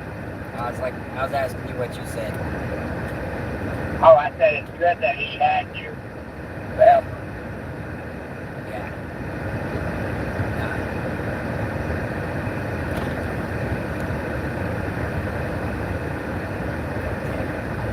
This guy's honking, trying to get me to go on a red light turning right, but it says no right turn on red. He's honking at me, so I just pointed at the sign. He's like, what? I don't like that sign. Get out of my way. Well, just go around me. There's enough room for you to go around me. You can get a ticket. Yeah. You can try and get a ticket.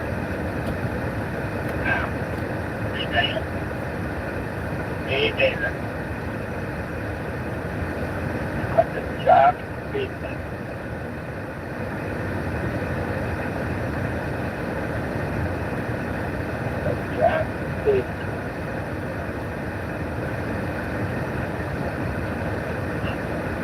Going to Walmart. You got me. Let's see. 1, 2, 3, 4, 5, 6, 7, 8, 9. Like 10 orders at Walmart to pick up. Wow, 10 different ones at one time? Yeah, where they think all this stuff's gonna fit?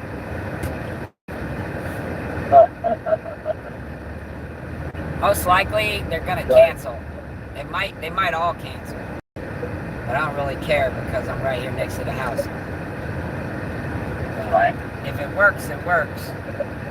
It's a $44 run. Wow. But I don't like going to Walmart to get these runs because they always cancel on you before you get any of them. Every once in a while, you might pick one up. You have to find a good Walmart. If it's not a good Walmart, then it isn't going to work. So if they cancel, what happens? Nothing. You just leave. You get nothing. You been in there shopping and you get nothing. Right. Well, you don't shop. They do the shopping for you. You just sit there in a parking spot. So it ain't the worst thing ever happened to you. Okay. It ain't the worst thing that ever happened to you.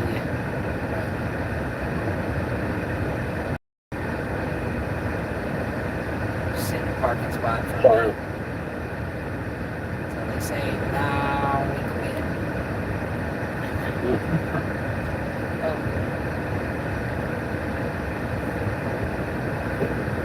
Yeah.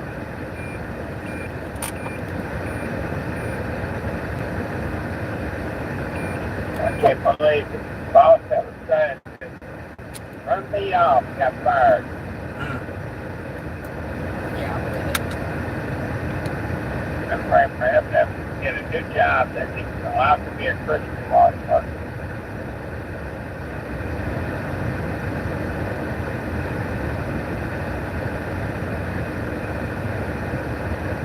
He's fun. I never had a boss try to get rid of me as much as that guy had.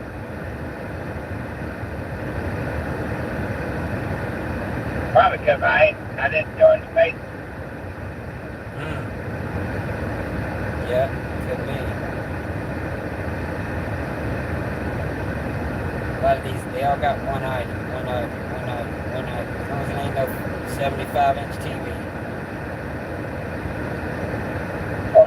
75-inch TV? It could be. I mean, I don't know. I don't know what it is.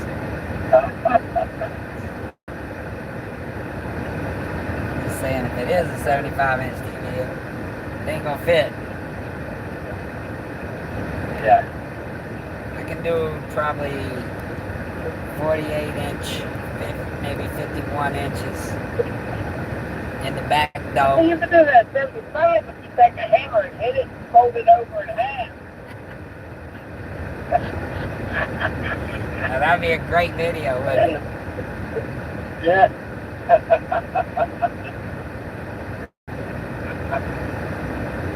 Try to put it in there and oh shoot, I'm at the wrong one. I stopped at the Sam's Club. I was supposed to be here. I went to the Sam's Club instead of the Walmart.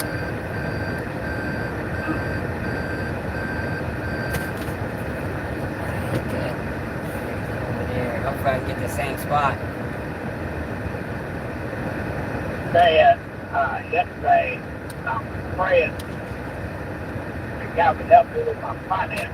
I've been trying to find it. I was praying that God would help me with my finance. I got the first this morning. And the union steward said, hey, did you get that check just in there for you? I do. She told me eventually, but it had, after the 6 months, I filed that grievance. It came through. So I'm paying $109 each time. I got $109 today. Yeah. That's dope. Man, cool. Great, man. Man, the thing I need, I didn't want to go. I didn't go to the office yesterday. Really, that's the only thing I needed. These prices for my finance.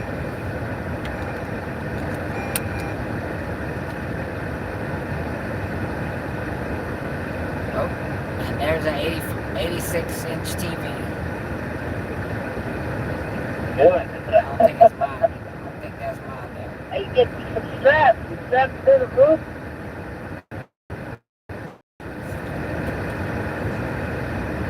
Strap it to the roof, man. You get it. Run the strap through the car and out the other side. Alright. Now I'm at the right spot. Yeah, let's put a wide load down on your car. right? Hey, I gotta go. I love you. God bless you. God bless you. Bye. Peace. Bye.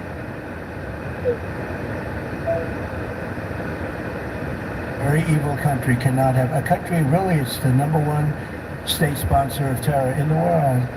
We don't want to have them have a nuclear weapon. So remember that when you have to pay a little bit more, you're at $4. It's okay. I mean, it's I'll never apologize. I did the right thing. But you could, if you didn't have, you'd be at, I had it down to below $2 in many states, but in California you can't include because they keep taxing. You lower the price and they end up taxing you more than what you lower it. But you just have to remember that what we're doing is a great service for the world, not only for ourselves, for the world, and we're really doing it. You better keep the fuck off us.